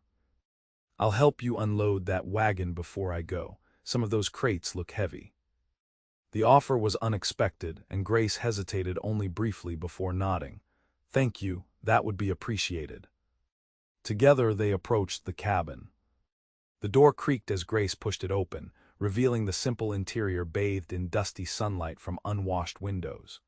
The space felt both foreign and familiar. She remembered it from her visit during Jim's illness, but now she viewed it through the lens of ownership. "It's sturdy," Samuel commented, running a hand along the hewn log wall. "Jim built it to last. The roof was new 3 years ago, so it should be sound." Grace moved further inside, taking in the sparse furnishings. The table and chairs, the iron stove, the bookshelf filled with well-worn volumes. In the small bedroom, a simple bed frame stood with a bare mattress, and at its foot, the trunk that had presumably contained Jim's personal effects. "It needs a woman's touch," she murmured, mentally cataloging the improvements she would make. Curtains at the windows, proper bedding, perhaps some colorful rugs to warm the plank floors. "You're really planning to live here?" Samuel asked from the doorway, his expression hovering between incredulity and concern. Grace turned to face him. "Not immediately. I'll need to make arrangements for the shop, hire additional help perhaps, but eventually, yes." She ran a hand along the wooden window frame. I grew up in a fine house in St. Louis with servants and every comfort, but this," she gestured to the simple room, "this is something I've earned entirely on my own." Something in her words seemed to resonate with him. Samuel's expression softened almost imperceptibly. "It's good land," he acknowledged. "Jim chose well." They returned to the wagon, and Samuel began unloading the supplies Grace had brought, crates of provisions, cleaning materials, tools, and a few personal items. As they worked together, a comfortable rhythm developed between them, requiring few words but achieving efficient progress. Grace was acutely aware of his presence, the controlled strength in his movements, the occasional brush of his arm against hers as they maneuvered a particularly heavy crate. There was a competence about Samuel Whitaker that she found increasingly compelling, a self-sufficiency that mirrored her own while simultaneously offering something she had denied needing, assistance without expectation. When the wagon was empty, they stood in the cleared space before the cabin, an awkward silence descending. The morning had advanced, the sun now well above the horizon, casting long shadows across the clearing. "I should get back to town," Grace said finally. "The shop opens at 9. Samuel nodded, his gaze drifting toward the southern horizon. "And I should be on my way if I want to make Riverdale by nightfall." Neither moved. "About last night," Grace began, then paused, unsure how to express her gratitude without seeming overly sentimental. "Harrison might have done real damage if you hadn't been there." "Anyone would have intervened," Samuel said, echoing his words from their previous encounter. "We both know that isn't true," Grace replied quietly. "Most men would have considered it none of their business, especially a man planning to leave town the next day." Samuel shifted uncomfortably, unused to direct acknowledgement of his actions. "Miller mentioned Harrison was drinking and upset about the auction. Seemed prudent to keep an eye out." Grace studied him, sensing there was more he wasn't saying. "You could have informed me directly. Instead, you stood watch without my knowledge. Would you have accepted the warning, or would you have insisted you could handle the situation yourself?" His question held no criticism, only genuine curiosity. Grace considered this, her natural independence warring with pragmatism. "I would have been wary," she admitted, "but I hope I'm sensible enough to recognize when assistance might be necessary." A ghost of a smile touched Samuel's lips. "You purchased 160 acres of remote land with no clear plan for its use. Sensible might not be the first word that comes to mind." "I had my reasons," Grace repeated, unable to suppress an answering smile. "Even if they might not appear sensible to a drifter who avoids attachment to any place or person." The observation struck closer to home than she had intended. Samuel's expression closed, the momentary warmth receding. "Speaking of which, I should be on my way." He moved toward his horse, tightening the cinch with practiced efficiency. Grace followed, regretting the disruption of their brief camaraderie. "Of course. Thank you again for your help this morning." Samuel swung into the saddle, settling his hat more firmly on his head. For a moment he looked down at her, something unspoken hovering between them. "Take care of Jim's place," he said finally. "He loved this land." "I will," Grace promised, squinting up at him against the morning sun. "Safe travels, Samuel." He nodded once, then turned his horse southward. Grace watched until horse and rider disappeared around a bend in the trail, a curious emptiness settling in her chest, despite the satisfaction of standing on her own property. She had achieved exactly what she wanted: independence, security, a tangible stake in the future of Promise Creek. Samuel Whitaker represented the opposite of these values with his transient lifestyle and deliberate detachment. Their paths had crossed briefly and would now diverge permanently, as was the natural order of frontier life. Yet as Grace climbed back into her wagon for the return journey to town, she found herself glancing repeatedly toward the southern trail, where dust still hung in the air from his departure. Samuel rode south at an unhurried pace, the familiar rhythm of his horse's hooves a counterpoint to his unsettled thoughts. The trail stretched before him, winding through scrubland toward distant Riverdale, where the railroad would carry him further into Arizona territory or perhaps east to New Mexico. The possibilities were endless, as they had always been for a man unbound by permanent ties. Yet for the first time in years, the open horizon brought Samuel no satisfaction. Each mile that separated him from Promise Creek seemed to pull at something within him, a tether he hadn't known existed until he felt its strain. By midday, he had covered less than half the distance to Riverdale. The sun beat down mercilessly, and he guided his horse toward a stand of cottonwoods that offered shade beside a small stream, one of the tributaries that eventually fed Promise Creek. As he dismounted and let his horse drink, Samuel removed his hat and splashed cool water on his face. The reflection that gazed back at him from the rippling surface appeared unchanged, the same features he had seen countless times in still water and dusty mirrors throughout the West. But something in his eyes seemed different, questioning in a way that unsettled him. Samuel had spent the years since leaving Jim's cabin deliberately avoiding introspection. Life on the frontier demanded pragmatism, not philosophy. Each day presented immediate concerns: finding work, securing food and shelter, navigating the complex social terrain of cow camps and mining towns. The deeper questions about purpose and belonging had no place in such an existence. Now, as he sat in the dappled shade with miles of empty trail stretching before and behind him, those questions surfaced with unexpected insistence. What exactly was he riding toward, and what was he riding away from? The image of Grace standing on the porch of Jim's cabin, her cabin now, rose in his mind. There had been something compelling in her certainty, her willingness to risk everything on a vision only she could fully see. In the brief time he had known her, Grace had demonstrated a courage that went beyond physical bravery, the courage to claim a place in the world and shape it according to her own design. By contrast, Samuel had spent years ensuring he belonged nowhere in particular. Jim's teachings about the dangers of attachment had become the foundation of his adult life, a philosophy that kept him perpetually in motion, never vulnerable to the losses that had marked his mentor's existence. But what if Jim had been wrong? Or what if the lessons that served a grieving old man weren't necessarily the right guidance for a younger one? Samuel rose restlessly, pacing the small clearing beside the stream. His horse watched with mild curiosity, content to graze on the sparse grass growing near the water's edge. The money from the sale of Jim's property weighed in his vest pocket, representing both opportunity and a kind of ending. With those funds, Samuel could go anywhere, start any number of enterprises. Yet the thought brought no excitement, only a vague sense of futility. He remembered Grace's words. I had my reasons. What were his reasons for the life he had chosen? Had he ever truly chosen it, or had he simply followed the path of least resistance after Jim's teachings took root? The questions circled without resolution as the afternoon sun began its westward slide. Samuel should have been back on the trail if he hoped to reach Riverdale by nightfall.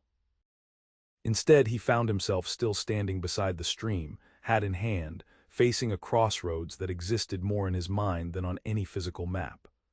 South lay the familiar pattern of his life: movement, temporary employment, the freedom of detachment. North lay Promise Creek, Grace Beaumont, and possibilities he had deliberately avoided contemplating. When Samuel finally mounted his horse again, the decision came not as a dramatic revelation, but as a quiet certainty. He turned the animal's head north, back toward the town and the woman who had disrupted his carefully maintained equilibrium. He didn't know what awaited him in Promise Creek. Perhaps nothing would come of his return except confirmation that his instincts for self-preservation had been correct all along. But for the first time in years, Samuel Whitaker chose to ride toward uncertainty rather than away from it, and the choice itself felt like a kind of liberation. The sun was setting by the time Promise Creek appeared on the horizon, its scattered buildings glowing amber in the fading light. Samuel approached slowly, aware that his return would generate curiosity and speculation among the town's residents. The thought bothered him less than it might have days earlier. As he rode down the main street, Samuel noted the Silverado Saloon was already doing brisk business, while most other establishments had closed for the evening. Light glowed from the upper windows of Grace's millinery, indicating she had returned safely from her morning excursion to the cabin. Samuel stabled his horse at the livery, exchanging brief greetings with the stable master, who raised eyebrows at his unexpected return but asked no questions. The hotel clerk showed similar restraint when Samuel requested his old room, though a knowing smile played at the corners of the man's mouth. "Thought you were heading south today," the clerk remarked as he handed over the key. "Changed my mind," Samuel replied simply. The clerk nodded, adding cryptically, "Promise Creek has a way of growing on folks." In his room, Samuel washed away the dust of the day's travel and changed into a clean shirt. The familiar routine felt different somehow, charged with an anticipation he couldn't fully define. He had returned to Promise Creek without a clear plan, an unprecedented deviation from his usual methodical approach to life. As he stood before the small mirror adjusting his collar, Samuel confronted the truth that had been forming in his mind throughout the day's journey. Grace Beaumont intrigued him in ways that went beyond mere attraction. Her independence, her courage, her willingness to stake everything on a vision of the future. These qualities had penetrated the barriers he had constructed around his emotions. Whether anything would come of this realization remained to be seen. Grace had given no indication that she viewed him as anything more than a temporary figure in Promise Creek's landscape. Her purchase of Jim's property suggested deep roots and long-term plans that likely did not include a drifter with no fixed address. Still, as Samuel left the hotel and walked toward the millinery, he felt a sense of purpose that had been missing from his life for longer than he cared to acknowledge. Whatever happened next would be his choice, not merely the continuation of a pattern established in response to past losses. The closed sign hung in the shop window, but light spilled from beneath the separate door that led to Grace's living quarters upstairs. Samuel hesitated, suddenly uncertain about the propriety of calling on a single woman at her residence in the evening hours. Promise Creek might be a frontier town, but certain social conventions persisted even in remote settlements. Before he could resolve this dilemma, the door opened and Grace appeared on the threshold, clearly intending to step out for an evening errand. She halted abruptly at the sight of him, surprise evident in her widened eyes. "Samuel," she said, recovering quickly, "you're still in town." "I came back," he corrected, removing his hat. "Had some unfinished business to attend to." Grace studied him with undisguised curiosity. "Business? I thought all of Mr. Henderson's affairs were settled with the sale." "Not that kind of business," Samuel replied, finding himself suddenly at a loss for words. How could he explain a decision he himself didn't fully understand? Grace waited, her expression shifting from curiosity to something more cautious. "I see," she said finally, though clearly she did not. "Well, I was just heading to the general store before it closed. Mr. Peterson is holding some fabric for me." "May I walk with you?" Samuel asked, seizing the opportunity. She hesitated only briefly. "Of course." They fell into step beside each other, walking in silence for several moments. The evening air had cooled considerably, and Grace drew her shawl more tightly around her shoulders. Above them, stars were beginning to appear in the deepening blue of the sky. "I realized something today," Samuel said abruptly, breaking the silence. "About Jim's property, your property now." Grace glanced up at him. "What's that?" "Jim filed that homestead claim 3 months ago, just before he fell ill. He'd never mentioned wanting to expand beyond his original 10 acres in all the years I knew him." "People change their minds," Grace observed. "Perhaps he saw new possibilities." Samuel nodded slowly. "I think he did. The railroad survey team came through 4 months ago, according to Miller. Jim must have heard the rumors, same as everyone else."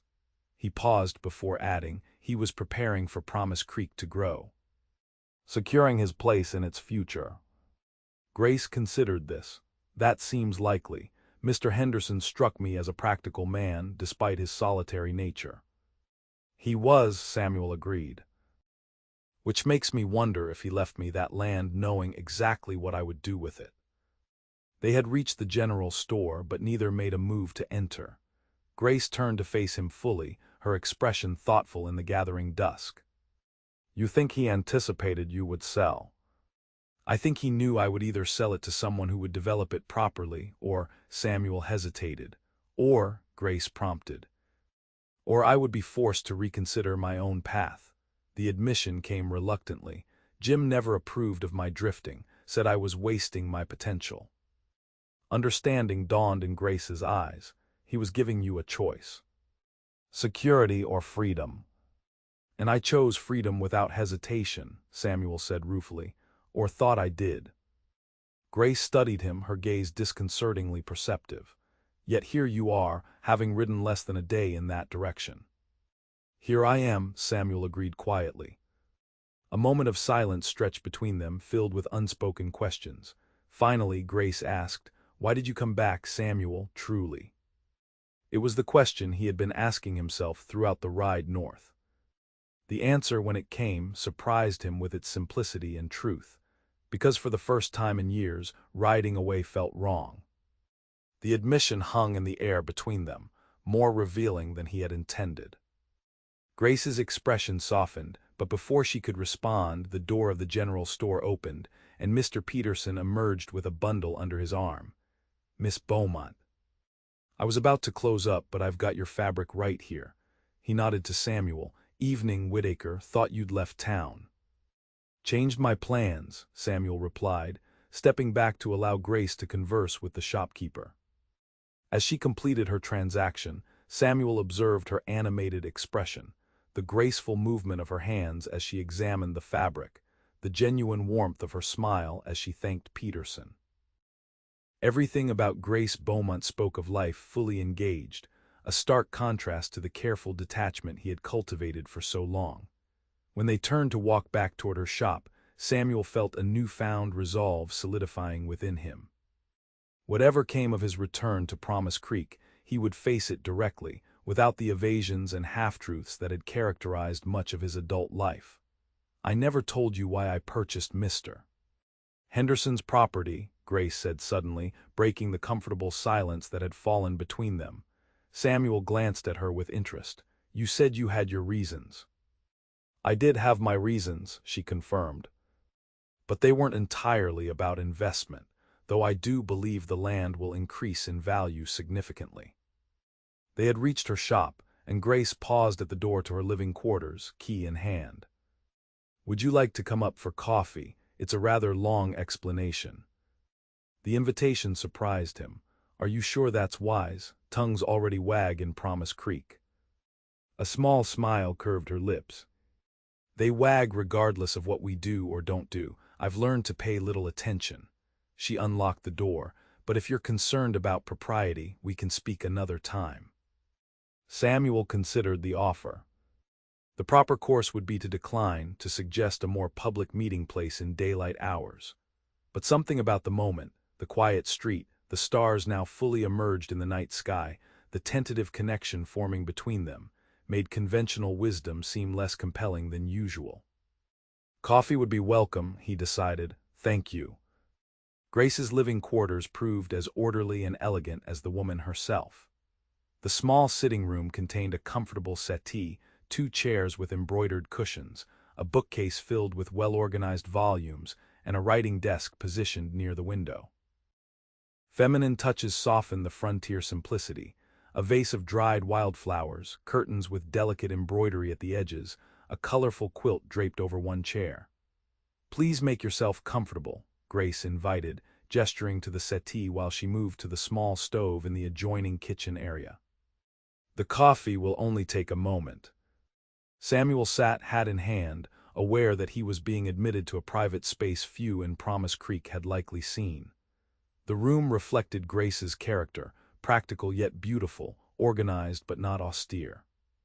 It occurred to him that he knew very little about her beyond the basic facts of her arrival in Promise Creek and her business acumen. When Grace returned with 2 cups of steaming coffee, she settled in the chair opposite him, her expression thoughtful. "I told you my father was a banker in St. Louis," she began without preamble. Samuel nodded, accepting the offered cup, and that he passed away 2 years ago.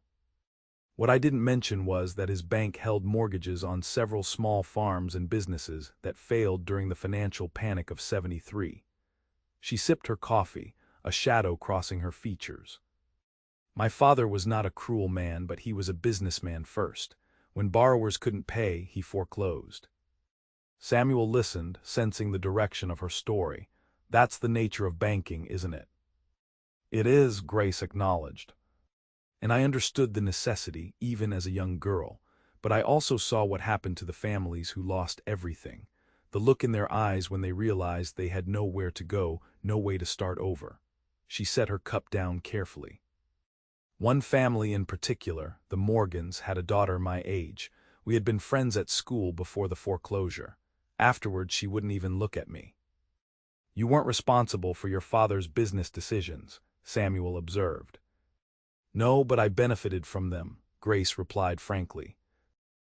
Our comfortable home, my education, the fine clothes I wore, all came from the profits of the bank, including those foreclosures.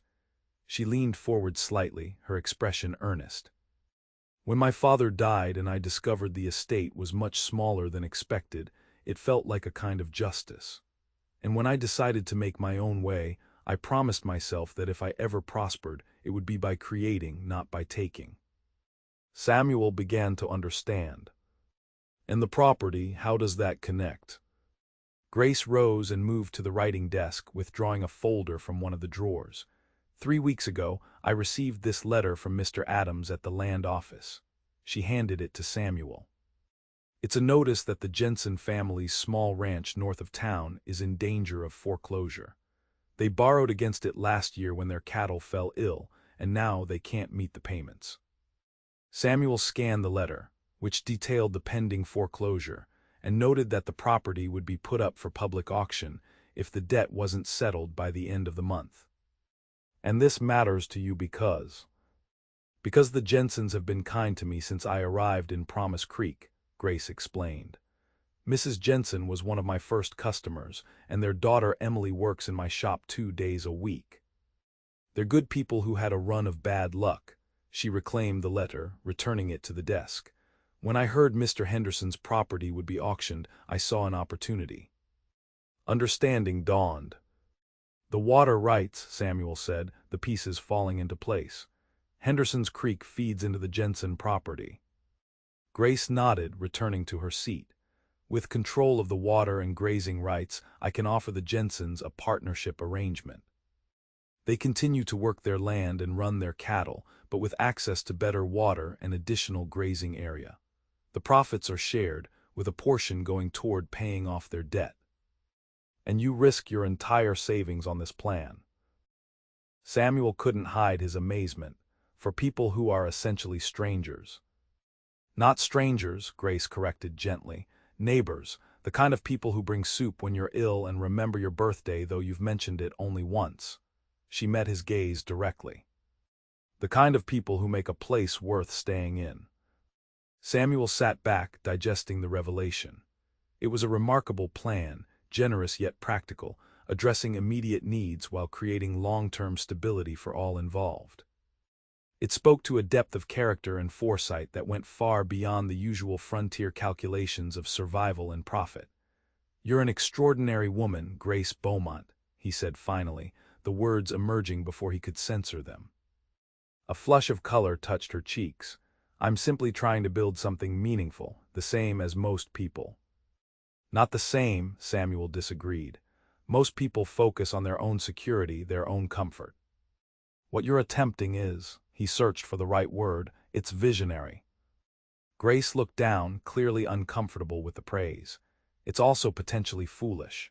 The Jensens might refuse the arrangement, the railroad might choose another route. The investment could fail entirely. But you made the choice anyway, Samuel observed. You saw a possibility and moved toward it, regardless of the risk. Yes, Grace agreed, meeting his gaze once more. Because some risks are worth taking. The words hung between them, carrying a meaning that extended beyond business arrangements and property investments. In the warm light of the lamp, Grace's honey-blonde hair glowed like spun gold, and her hazel eyes held a depth of feeling that stirred something long dormant in Samuel's chest. I think, he said carefully, I'm beginning to understand that. The clock on the mantel chimed 9, breaking the moment. Samuel set down his empty cup and rose, aware that he had already stretched the bounds of propriety with the length of his visit. "Thank you for the coffee, and for sharing your plans." Grace walked him to the door. "Thank you for listening. Few people would understand my reasoning." As Samuel stepped onto the landing outside her quarters, he turned to face her once more. "When do you plan to speak with the Jensens about your proposal?" "Tomorrow," Grace replied. "Emily works in the shop in the morning, and I thought I might ride out to their ranch afterward." Samuel hesitated only briefly before asking, "Would you like company for that ride? It's a fair distance, and the trail can be treacherous in places." Surprise flickered across Grace's features, followed by a warmth that reached her eyes. "I would, actually. If you're certain you can spare the time." "I can," Samuel assured her, settling his hat on his head. "I'll come by the shop at noon." As he descended the stairs, Samuel felt lighter than he had in years, as if some invisible burden had shifted.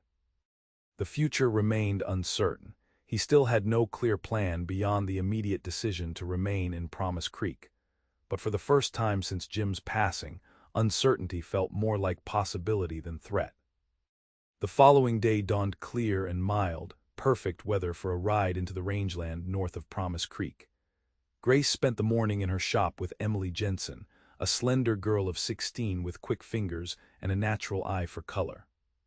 As they worked side by side on hats for the Tucson hotel order, Grace found herself unusually distracted, her thoughts repeatedly drifting to the afternoon's planned excursion.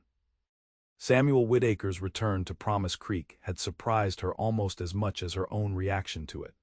There was something compelling about his quiet strength, his straightforward manner, and the glimpses of depth she had detected beneath his reserved exterior. The knowledge that he had turned back after riding south stirred emotions Grace had believed firmly under control. "You seem happy today," Emily observed as they carefully affixed silk flowers to the brim of a cream-colored hat. "Is it because of the Tucson order?" Grace smiled, realizing she had been humming softly as she worked. "The order is certainly cause for celebration, but I think it's just a beautiful day." "Mrs. Peterson says Mr. Whitaker came back to town yesterday," Emily continued casually. "After everyone thought he'd left for good, she saw him walking with you last night." Grace suppressed a sigh. Promise Creek's efficient gossip network was operating at peak capacity, as usual. "Mr. Whitaker had some unfinished business here," she replied noncommittally. Emily's expression turned thoughtful. "He's handsome, don't you think?" "In a serious sort of way." "I hadn't really noticed," Grace lied, concentrating on the placement of a particularly delicate bloom. Emily hummed skeptically. "That's why you're wearing your blue dress today instead of the brown one you usually wear on Tuesdays." Grace glanced down at her attire, momentarily disconcerted by the girl's observation. The blue dress was indeed one of her more flattering garments, with its fitted bodice and full skirt that emphasized her slender waist. She had told herself she had chosen it for the ride to the Jensen ranch, but Emily's knowing look suggested the decision might have had more to do with her riding companion. "The brown dress needed washing," Grace said primly, though a smile tugged at the corners of her mouth. "Now let's focus on these hats, shall we? We've 6 more to complete before the end of the week." They worked steadily through the morning, and by noon Grace had accomplished more than expected. As she was instructing Emily on closing procedures for the shop, the bell above the door jingled, and Samuel entered. He had dressed for riding in practical attire, denim pants, a blue chambray shirt, and his customary hat. But Grace noted that both shirt and pants appeared newer than his usual trail-worn garments. His dark hair was neatly combed, and he had shaved recently.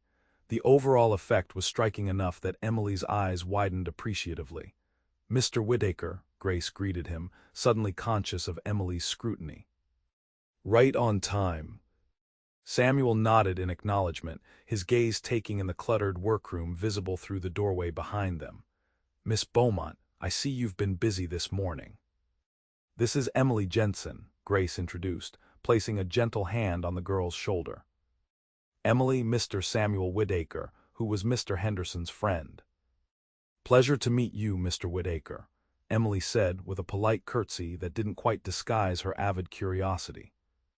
"Are you staying in Promise Creek long?" Samuel hesitated, clearly caught off guard by the direct question. "I haven't decided yet," he answered honestly. "It depends on several factors." "Like what?" Emily pressed, earning a warning look from Grace. "Emily," Grace interjected, "would you please finish packaging those completed hats while I prepare for my visit to your parents' ranch? Mr. Whitaker has kindly offered to accompany me." "Yes, Miss Beaumont," Emily agreed with barely concealed interest. "I'll take good care of everything here." Grace collected her riding gloves and a small leather portfolio, containing the documents relevant to her proposal for the Jensens. "I've arranged for horses from the livery," she informed Samuel as they left the shop. "I hope that's acceptable." "Of course," he replied, falling into step beside her. "Though I could have provided transport if you'd mentioned it earlier." They walked in comfortable silence to the livery stable, where two horses stood saddled and ready, a gentle bay gelding for Grace and a more spirited chestnut for Samuel. As they mounted and rode north out of town, Grace couldn't help but notice the curious glances directed their way by Promise Creek's residents. By evening, speculation about their relationship would have reached fever pitch. "I should warn you," Grace said as they left the last buildings behind, "the Jensens may be resistant to my proposal initially. Pride runs deep out here, and they might view it as charity rather than partnership." Samuel considered this. "How do you plan to approach it?" "Directly," Grace replied, "with respect for their situation but emphasis on the mutual benefits." She glanced at him curiously. "Have you ever negotiated a business arrangement like this?" "Not exactly," Samuel admitted. "But I've worked enough cattle operations to understand the value of reliable water access and good grazing land." "Your proposal makes practical sense, assuming the terms are fair to both parties." They rode at a steady pace through rolling grassland dotted with juniper and occasional stands of pine.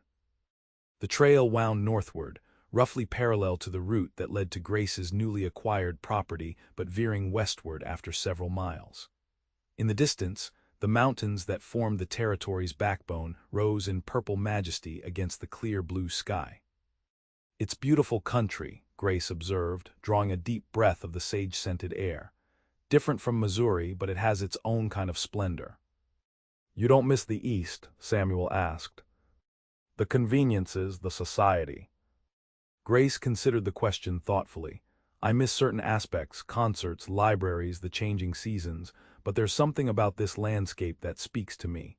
She gestured toward the vast expanse before them. "The openness, the sense of possibility. Despite its harshness, it feels like a place where one can truly build something of one's own design." Samuel nodded slowly. "Jim used to say something similar. Called it country that doesn't lie to you. Said it showed you exactly what it was, good and bad, and expected the same in return." "A fair assessment," Grace agreed. "Though I suspect many who come west bring their own deceptions with them, regardless of the landscape's honesty." Samuel glanced at her sharply, as if wondering whether the observation contained personal implication. Before he could respond, Grace pointed ahead to where a modest ranch house stood in a shallow valley, smoke rising from its chimney. "The Jensen place," she explained. "Robert inherited it from his father, who was one of the earliest settlers in this region. They run about 60 head of cattle, mostly on the north pasture, but the drought last year hit them hard." As they approached, a man emerged from a small barn, shading his eyes against the midday sun. Robert Jensen was in his early 40s, with the weathered face and sturdy build of a lifetime rancher. Recognition dawned as they drew nearer, and he raised a hand in greeting. "Miss Beaumont," he called, moving to help her dismount. "This is an unexpected pleasure. Emily mentioned you might visit soon, but we weren't expecting you today." "I hope we're not intruding," Grace said as she accepted his assistance. "Mr. Whitaker offered to accompany me, as I have a business matter I'd like to discuss with you and Mrs. Jensen." Jensen's gaze shifted to Samuel, assessment in his eyes, Any friend of Miss Beaumont's is welcome here." He extended his hand. "Robert Jensen." "Samuel Whitaker," Samuel replied, clasping the offered hand firmly. "Whitaker," recognition flickered across Jensen's features. "You're the one who inherited Jim Henderson's place."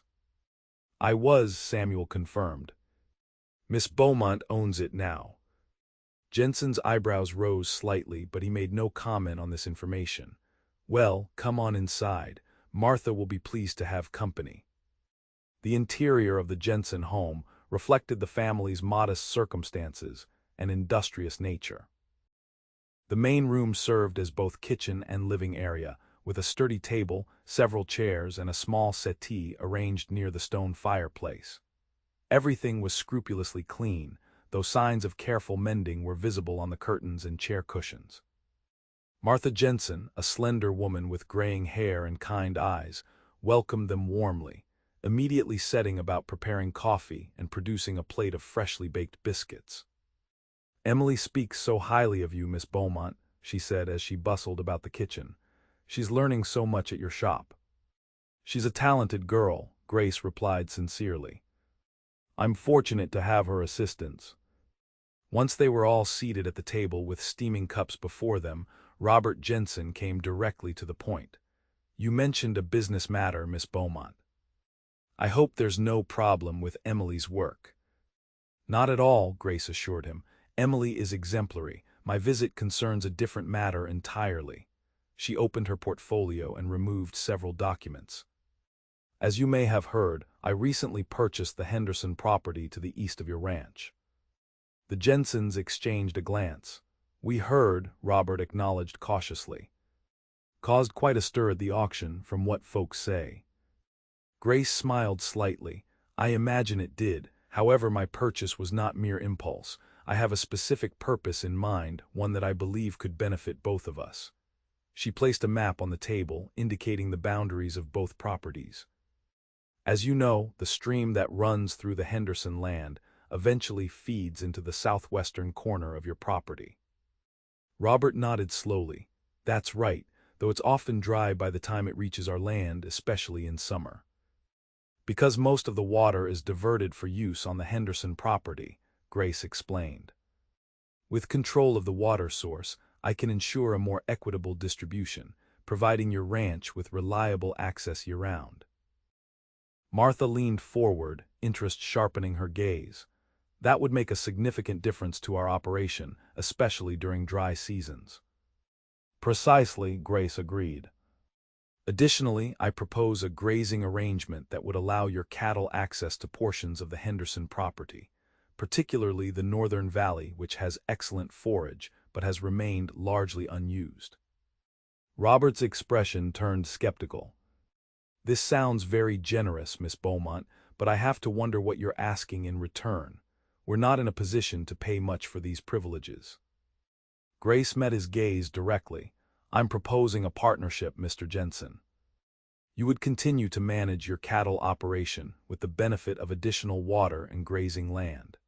In return, I would receive 25% of the proceeds from cattle sales, with an additional 15% directed toward paying off your existing loan from the Territorial Bank."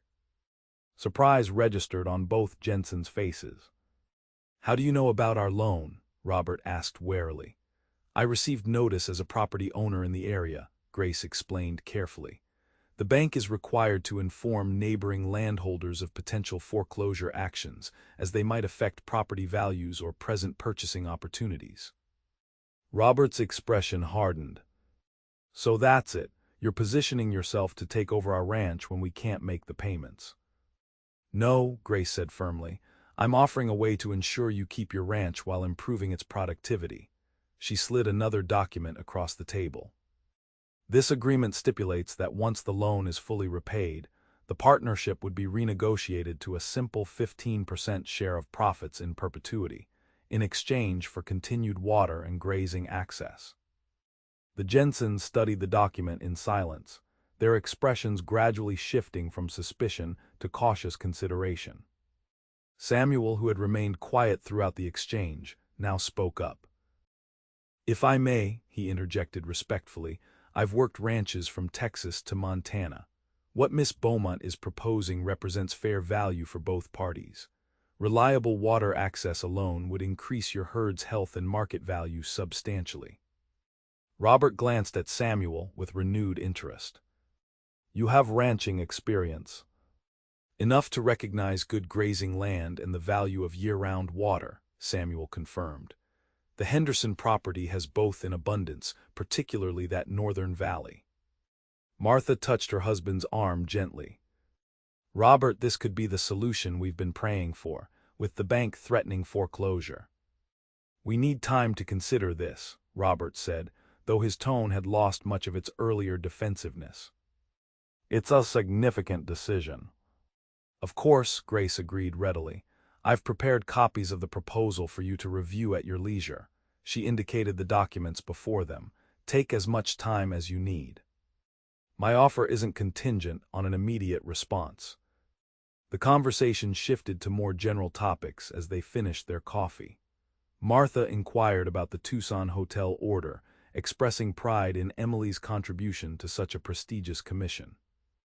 Robert and Samuel discovered mutual acquaintances among the cattle operations of southern Arizona, establishing a rapport based on shared experiences. When it came time to depart, the atmosphere had warmed considerably from the initial wariness. Robert walked them to their horses, his manner more relaxed though still thoughtful. "I appreciate your straightforward approach, Miss Beaumont," he said as Samuel helped Grace mount her horse. "Whatever we decide, it's clear you've given this careful consideration." "I believe in Promise Creek's future," Grace replied simply. "And I believe partnerships build stronger communities than individual enterprises alone." As they rode away from the ranch, Samuel remained quiet until they had crested a low hill that obscured the Jensen homestead from view. "That went better than you anticipated," he observed finally. Grace released a breath she hadn't realized she was holding. "Yes, though I'm not certain they'll accept. Robert Jensen has his pride, and the arrangement, however practical, requires acknowledging their financial vulnerability." "True," Samuel agreed. "But it also offers a path forward that preserves their dignity and ownership. That counts for a great deal out here." They rode in companionable silence for a time, the afternoon sun warm on their shoulders. The landscape stretched around them in golden splendor, seemingly endless yet somehow intimate in its vastness. "Why did you speak up?" Grace asked eventually. "About the value of the arrangement." Samuel considered the question. "Because it was true," he said simply, "and because Jensen seemed more likely to consider the practical aspects if they came from someone with ranching experience." Grace smiled, touched by his intervention. "Well, I appreciate it. Your endorsement carried weight." "Glad to be useful," Samuel replied, a hint of humor in his tone. "Though I warn you, my knowledge of millinery remains severely limited should you require similar assistance in that arena." Grace laughed, the sound bright in the clear air. "I'll bear that in mind, though I might surprise you with a hat yet, Samuel Whitaker." As they approached a fork in the trail, Grace reined her horse to a stop. "The left path returns to town," she explained. "The right leads to my property. Would you like to see what progress I've made at the cabin?" Samuel hesitated only briefly before nodding. "I would, actually." They took the right fork, the trail winding through increasing pine cover as it climbed gradually toward the foothills. When the cabin came into view, Samuel noted several changes since their last visit.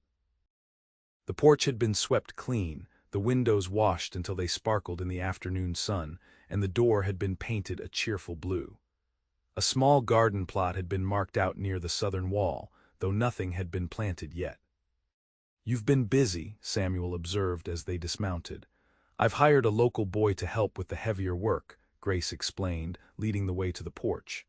"And I've been riding out whenever the shop allows. There's something deeply satisfying about physical labor after a day of delicate needlework." Inside, the transformation was even more apparent. Curtains hung at the windows, braided rugs softened the plank floors, and the furniture had been arranged to create a more welcoming atmosphere. A vase of wildflowers stood on the table, adding a touch of color to the rustic interior. "It's already looking like home," Samuel remarked, surprised by how quickly Grace had put her personal stamp on the space. "Not quite yet," Grace demurred. "There's still much to do. The roof needs inspection before winter and the chimney should be cleaned. The storage shed requires substantial repair, and I'd like to add a proper garden next spring." She moved to the stove where a kettle sat ready. "Would you like tea? I've taken to keeping basic supplies here." As Grace busied herself with the kettle, Samuel wandered to the bookshelf, where Jim's collection remained largely undisturbed. He ran his fingers along the spines, recognizing volumes he had read during long winter evenings in this very cabin. "You've kept his books," he observed. Grace glanced over her shoulder. "They seem to belong here. And I enjoy reading, though I haven't had much time lately." She hesitated before adding, "If there are any you'd like to have as keepsakes." "No," Samuel said quietly. "They're part of the property now. Part of what makes this place what it is." Grace brought 2 cups of tea to the table, gesturing for Samuel to join her. Through the windows, the afternoon light cast a golden glow across the room, creating an atmosphere of peaceful intimacy. "May I ask you something?" Grace ventured after they had sipped their tea in companionable silence. Samuel nodded, though wariness flickered briefly in his eyes. "You said you returned to Promise Creek because riding away felt wrong," she reminded him. "But you haven't explained what that means for your plans. Are you passing through again, or—" She left the question hanging, her expression carefully neutral. Samuel set down his cup, considering his response. The directness of her question deserved equal honesty in return. "I don't know," he admitted finally. "For years I've lived by Jim's philosophy, keep moving, avoid attachments, trust nothing permanent. It served a purpose, keeping me safe, I suppose." "Safe from what?" Grace asked gently.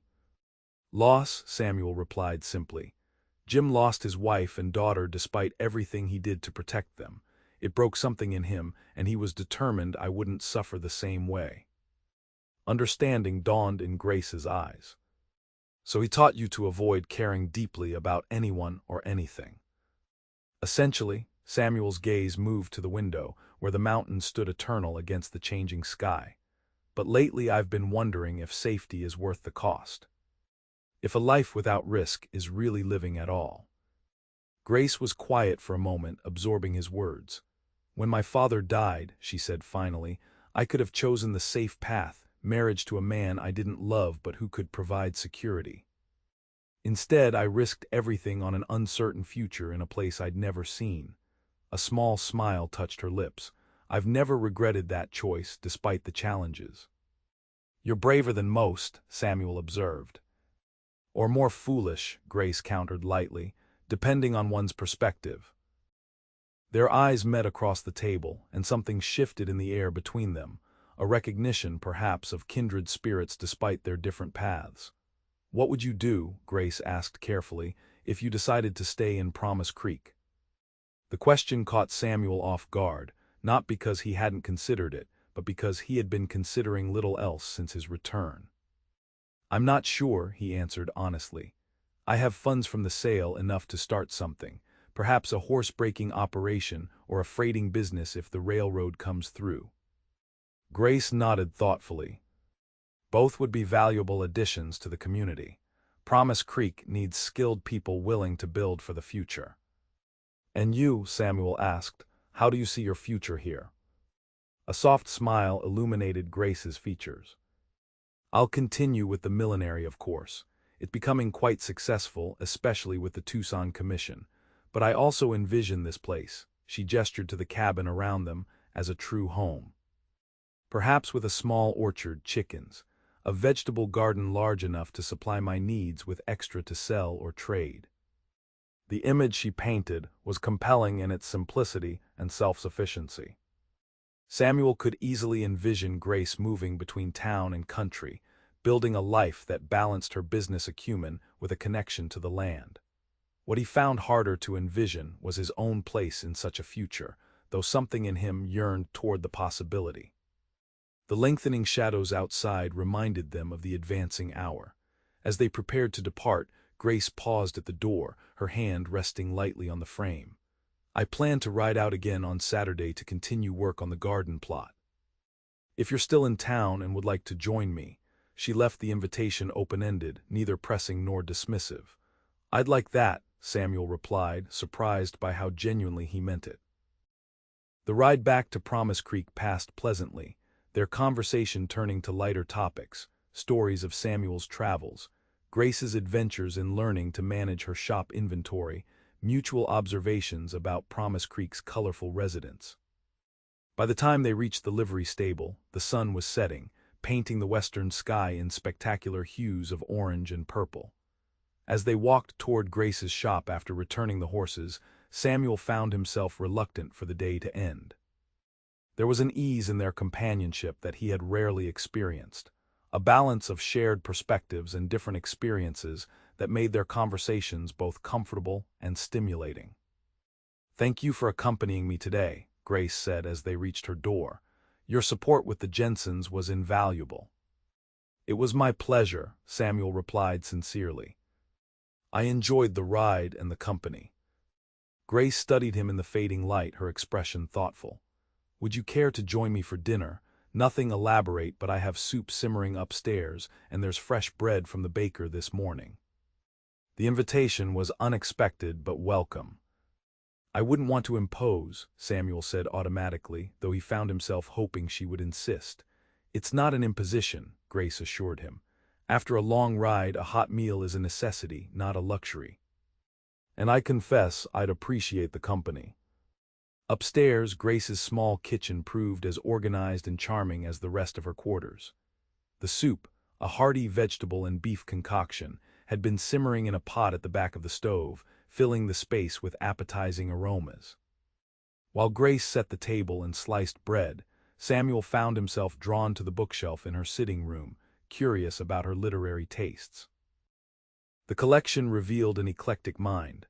Novels by Dickens and Austen shared space with practical guides to gardening and home management, poetry collections, and several volumes on business principles.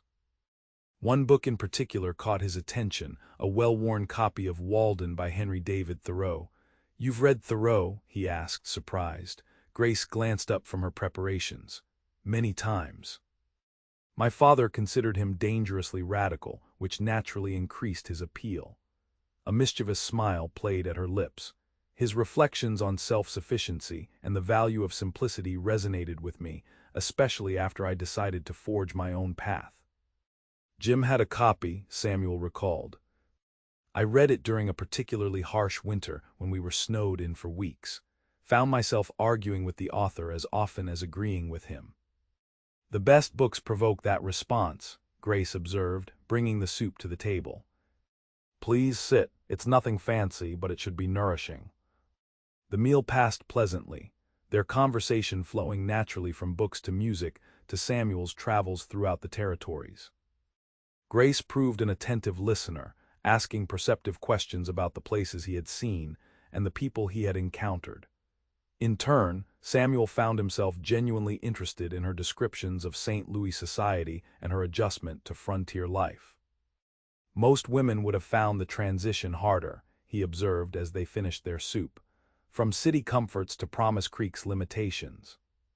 Grace considered this. "Perhaps, but I've always valued independence above comfort. And there's a kind of freedom here that didn't exist for me in St. Louis, despite all its conveniences." She smiled ruefully. "Though I do miss proper bath facilities. Heating water kettle by kettle for a hip bath is my least favorite frontier adaptation." Samuel laughed, the sound surprising him with its ease. Jim used to say the same. He'd ride 10 miles to the hot springs north of here, rather than heat water for a proper bath.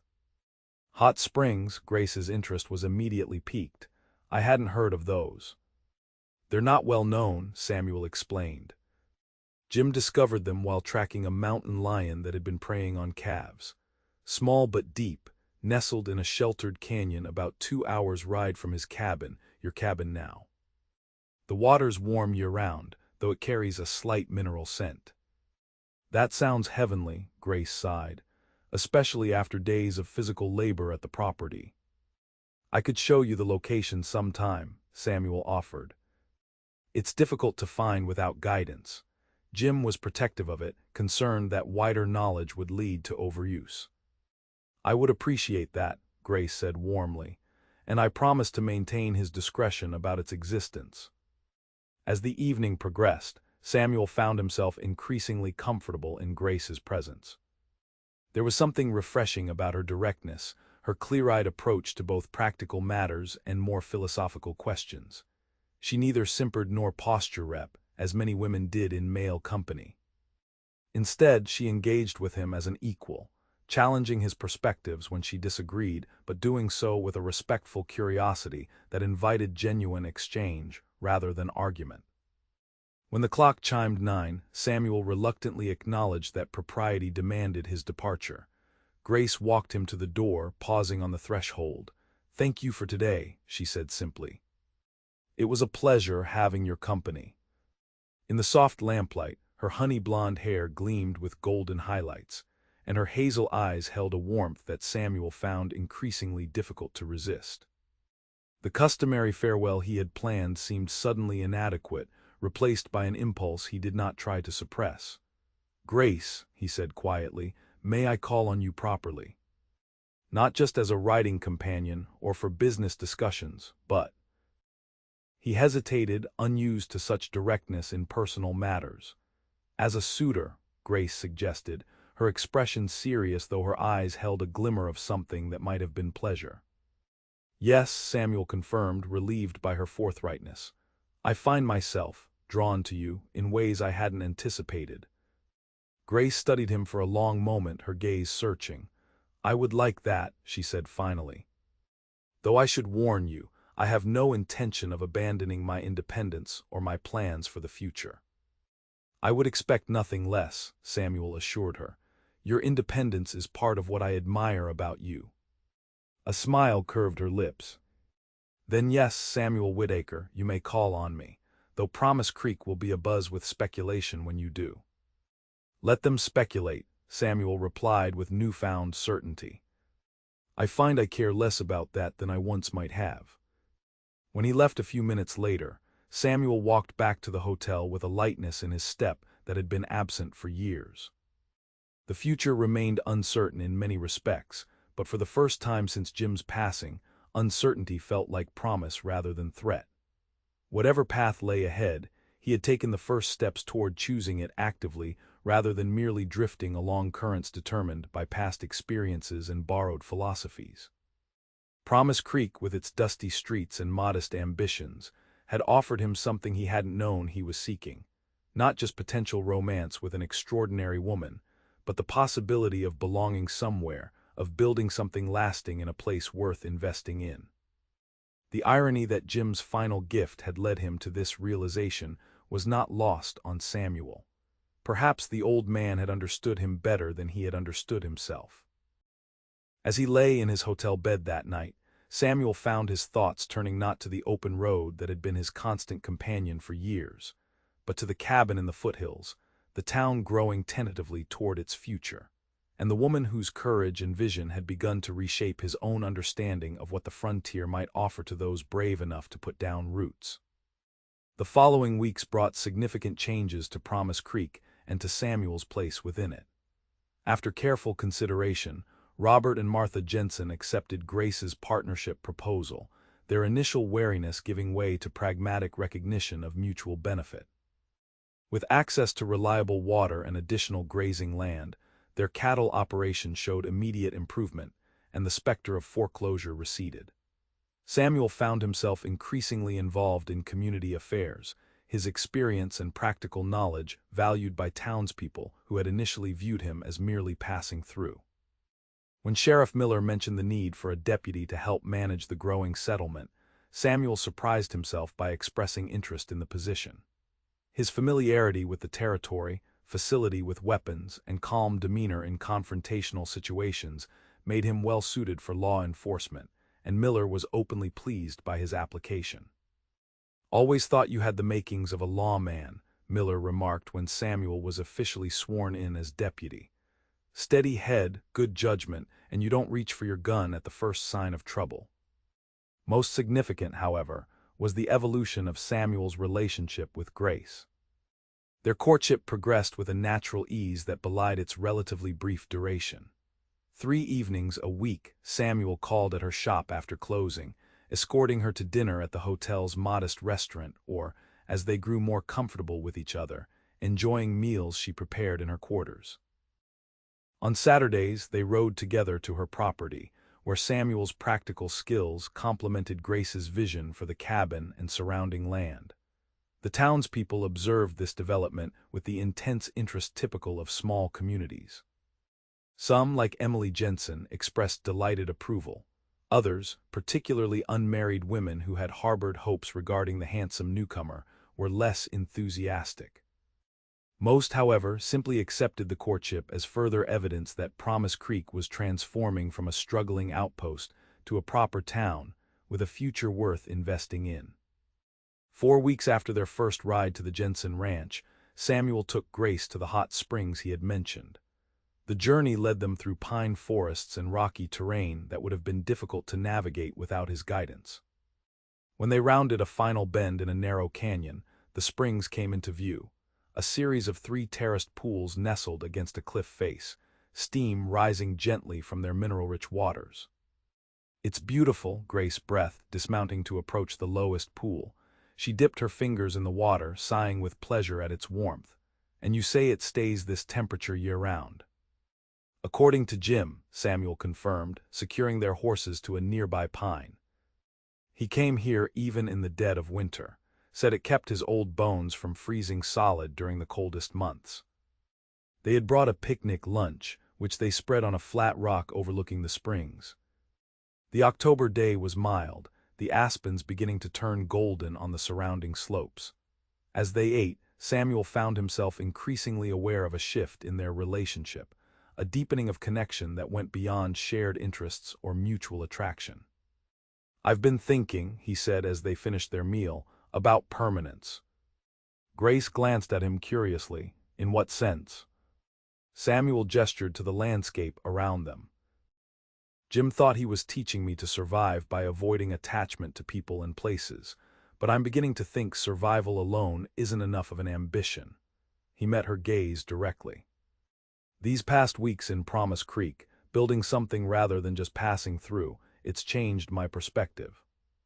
"How so?" Grace asked, her expression attentive. "I always thought putting down roots meant becoming vulnerable," Samuel explained. "And it does in some ways, but there's also strength in belonging somewhere, in having ties to a community and a shared future." He paused, searching for the right words. "When I accepted the deputy position, it wasn't just about the steady income. It was about committing to a place I've come to care about." Grace smiled, understanding in her eyes. Commitment can be frightening when you've avoided it for so long. "It was," Samuel acknowledged, "until I realized that what I thought was freedom, constant movement, no permanent ties, had become its own kind of prison. I wasn't choosing a path so much as avoiding one." "And now?" Grace asked softly. Samuel reached across the space between them to take her hand. "Now I'm choosing Promise Creek, a role in its future, and—" he hesitated, suddenly nervous despite their growing closeness. "And a life that includes you, if you're willing." Grace's fingers tightened around his. "Are you proposing Samuel Whitaker?" "Not yet," he replied honestly. "That would be rushing things, even by frontier standards. But I am declaring my intentions, which are decidedly serious and long-term." A smile of genuine pleasure lit Grace's features. "I appreciate both your honesty and your restraint. And I share your seriousness of purpose, though I agree we should allow our relationship to develop at its natural pace." Relief and happiness flooded through Samuel at her response. He had half expected Grace to maintain more reserve, given her fierce independence and careful approach to major decisions. Instead, she had met his declaration with characteristic directness and warmth. As they packed up their picnic and prepared to return to town, Samuel found himself contemplating the future with an anticipation he hadn't felt in years. The path ahead held uncertainties, as all futures did, but for the first time since his parents' deaths, those uncertainties seemed rich with promise rather than threat. The news arrived in Promise Creek on a crisp November morning. The railroad had officially approved the spur line connecting the settlement to the main track at Riverdale. Construction would begin in the spring, with completion expected by the following autumn. The announcement transformed the town overnight, generating excited speculation about growth, investment opportunities, and the prosperity that rail access would bring. For Grace, the confirmation validated her investment in both the milliner and the Henderson property. Already, her partnership with the Jensens had proven successful, with their cattle healthier and more numerous thanks to reliable water access. The additional income from her share of their operation, combined with the booming success of her shop, fueled in part by the Tucson Hotel Commission, which had led to additional orders from other establishments, had placed her in a secure financial position for the first time since arriving in Promise Creek. The railroad announcement also accelerated Samuel's plans for his future in the community. His position as deputy provided steady income, but he had been considering additional enterprises that would utilize his skills and the capital from the property sale. With the railroad's arrival confirmed, he made his decision. A horse breaking and trading operation based at the northern edge of town, where he had recently purchased 5 acres with suitable terrain for corrals and a small stable. The evening after the railroad announcement, Samuel called on Grace as usual, finding her shop closed but lights glowing warmly in her upstairs quarters. When she answered his knock, her face was flushed with excitement, and she practically pulled him inside. "Isn't it wonderful news?" she exclaimed, leading him to her sitting room where maps and papers covered her usually neat writing desk. "The railroad changes everything for Promise Creek." "It certainly improves the town's prospects," Samuel agreed, taking the seat she offered. "Property values will increase significantly, and new businesses will establish themselves in anticipation of increased traffic." Grace nodded eagerly. "I've been thinking about the implications for the Henderson property, my property," she corrected herself with a smile. With rail access to markets, the Jensens could expand their cattle operation, and the northern valley might be suitable for certain crops that could be shipped fresh to larger settlements. Samuel watched her with growing admiration as she outlined her vision for the land's development. Grace's mind was both practical and forward-thinking, capable of seeing opportunities where others might notice only challenges. It was one of the many qualities that had drawn him to her over the past weeks. "You've given this considerable thought," he observed when she paused for breath. "Of course," Grace replied, her eyes bright with enthusiasm. "This is what I hoped for when I first came to Promise Creek, to be part of something growing, to help shape its development rather than merely exist within established parameters." She sat beside him on the settee. "What about you? Will the railroad change your plans?" Samuel nodded, his own excitement building as he shared his decision. "I'm establishing a horse operation north of town. With the railroad, there will be increased demand for good saddle horses, draft animals for construction, and eventually stage teams when passenger service expands." Grace's expression warmed with approval. "That's perfect for your skills. And it complements your deputy position without conflicting with it." "That's what Miller said," Samuel agreed. "He's supportive as long as I'm available when needed for law enforcement."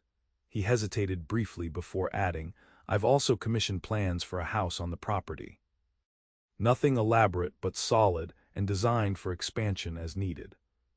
The significance of this information wasn't lost on Grace.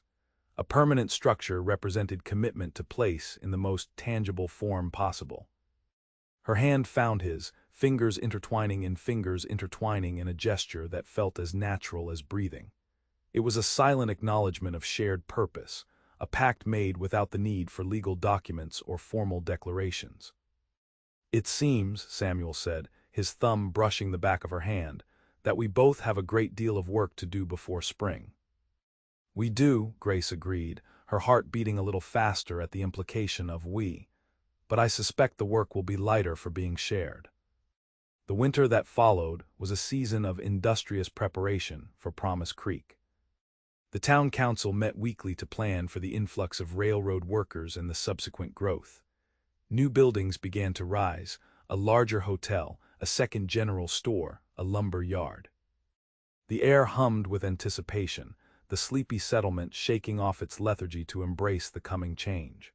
For Grace and Samuel, it was a time of deepening connection forged through shared labor and quiet moments stolen between obligations.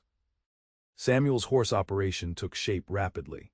He proved to have an uncanny eye for stock, purchasing wild mustangs from local trappers and breaking them with a patience that earned him respect throughout the county. Grace managed her expanding business interests with a dexterity that silenced even her harshest critics. The arrangement with the Jensens proved fruitful. Robert Jensen, his pride salvaged by the partnership structure, worked the combined land with renewed vigor.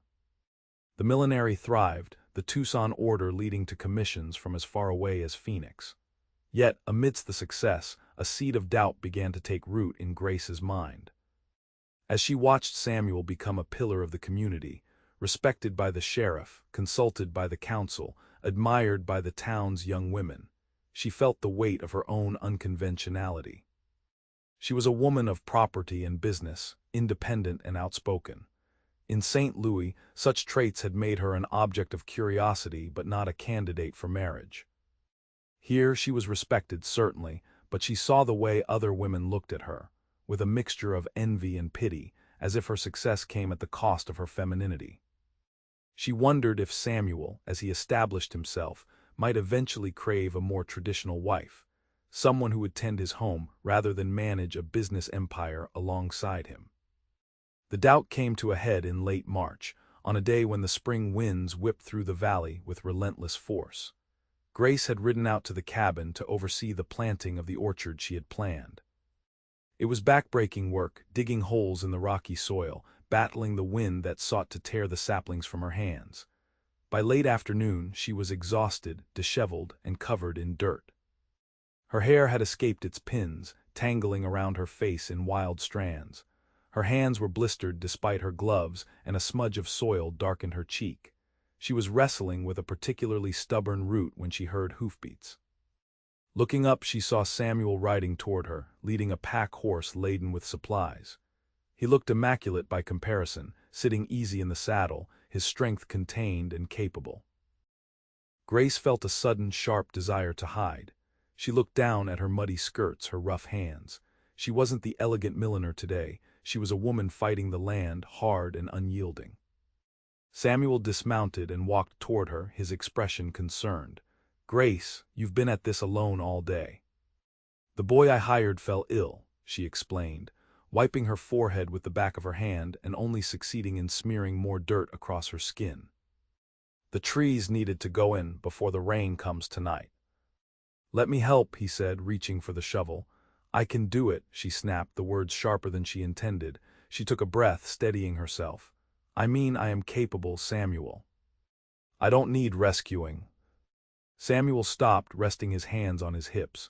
He studied her for a long moment, the defensive set of her shoulders, the fatigue etched around her eyes. "I never said you weren't capable, Grace. I said let me help, there's a difference." The kindness in his voice broke something inside her. The shovel slipped from her hands, hitting the ground with a dull thud. She sat down heavily on a large rock, her energy suddenly spent. "Look at me," she murmured, gesturing vaguely at her appearance. "I'm a mess, I'm stubborn, I'm covered in mud." She looked up at him, her eyes stinging with unshed tears. "Mrs. Peterson told me yesterday that the mayor's niece is coming to town. She plays the piano and does watercolor paintings. She's proper." Samuel frowned, stepping closer.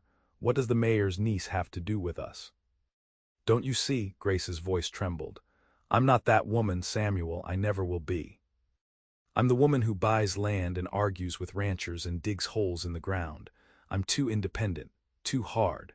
No one back east wanted a wife who read Thoreau and balanced ledgers." "Why would you?" She looked away, staring at the half-planted row of apple trees. "You're building a life here, a prominent life. You need a wife who fits that picture.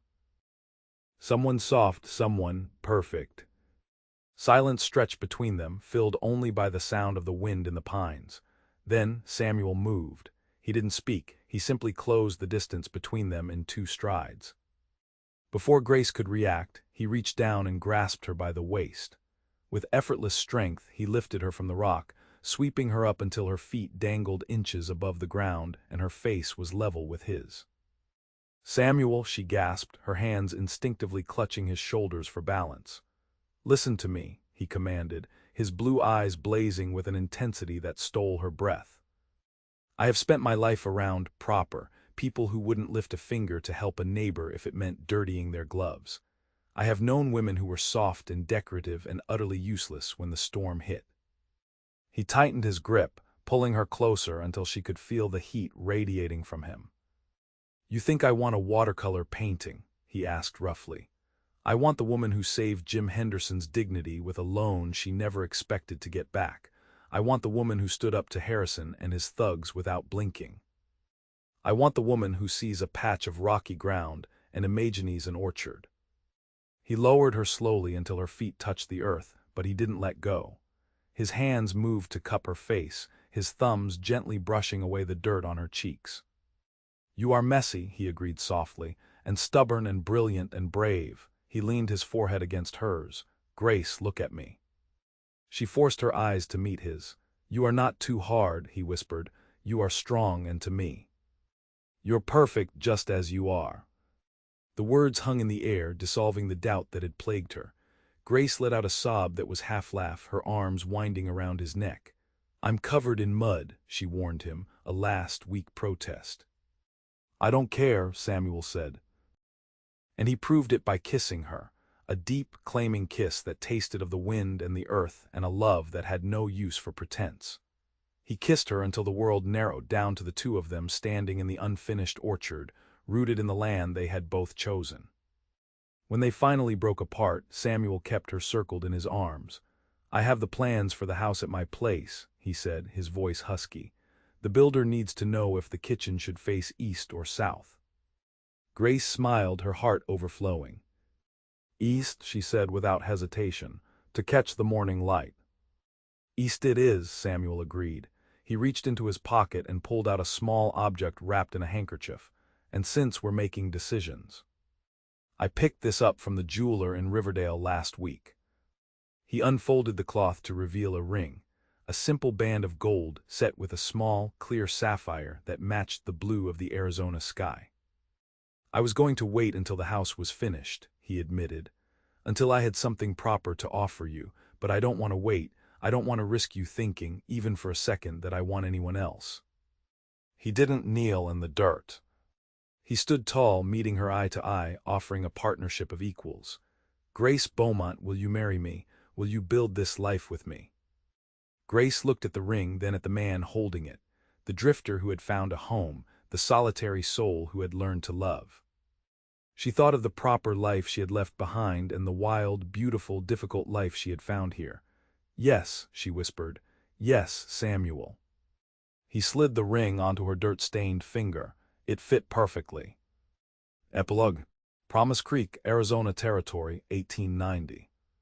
The whistle of the 4:15 train from Tucson echoed off the canyon walls as it pulled into the bustling station at Promise Creek. The town had transformed in 5 years. Brick buildings now lined Main Street, the population had tripled, and the Promise Creek Hotel had added a new wing to accommodate the steady stream of travelers and businessmen. On the platform, a tall man with graying hair at his temples lifted a 4-year-old girl onto his shoulders so she could see the engine.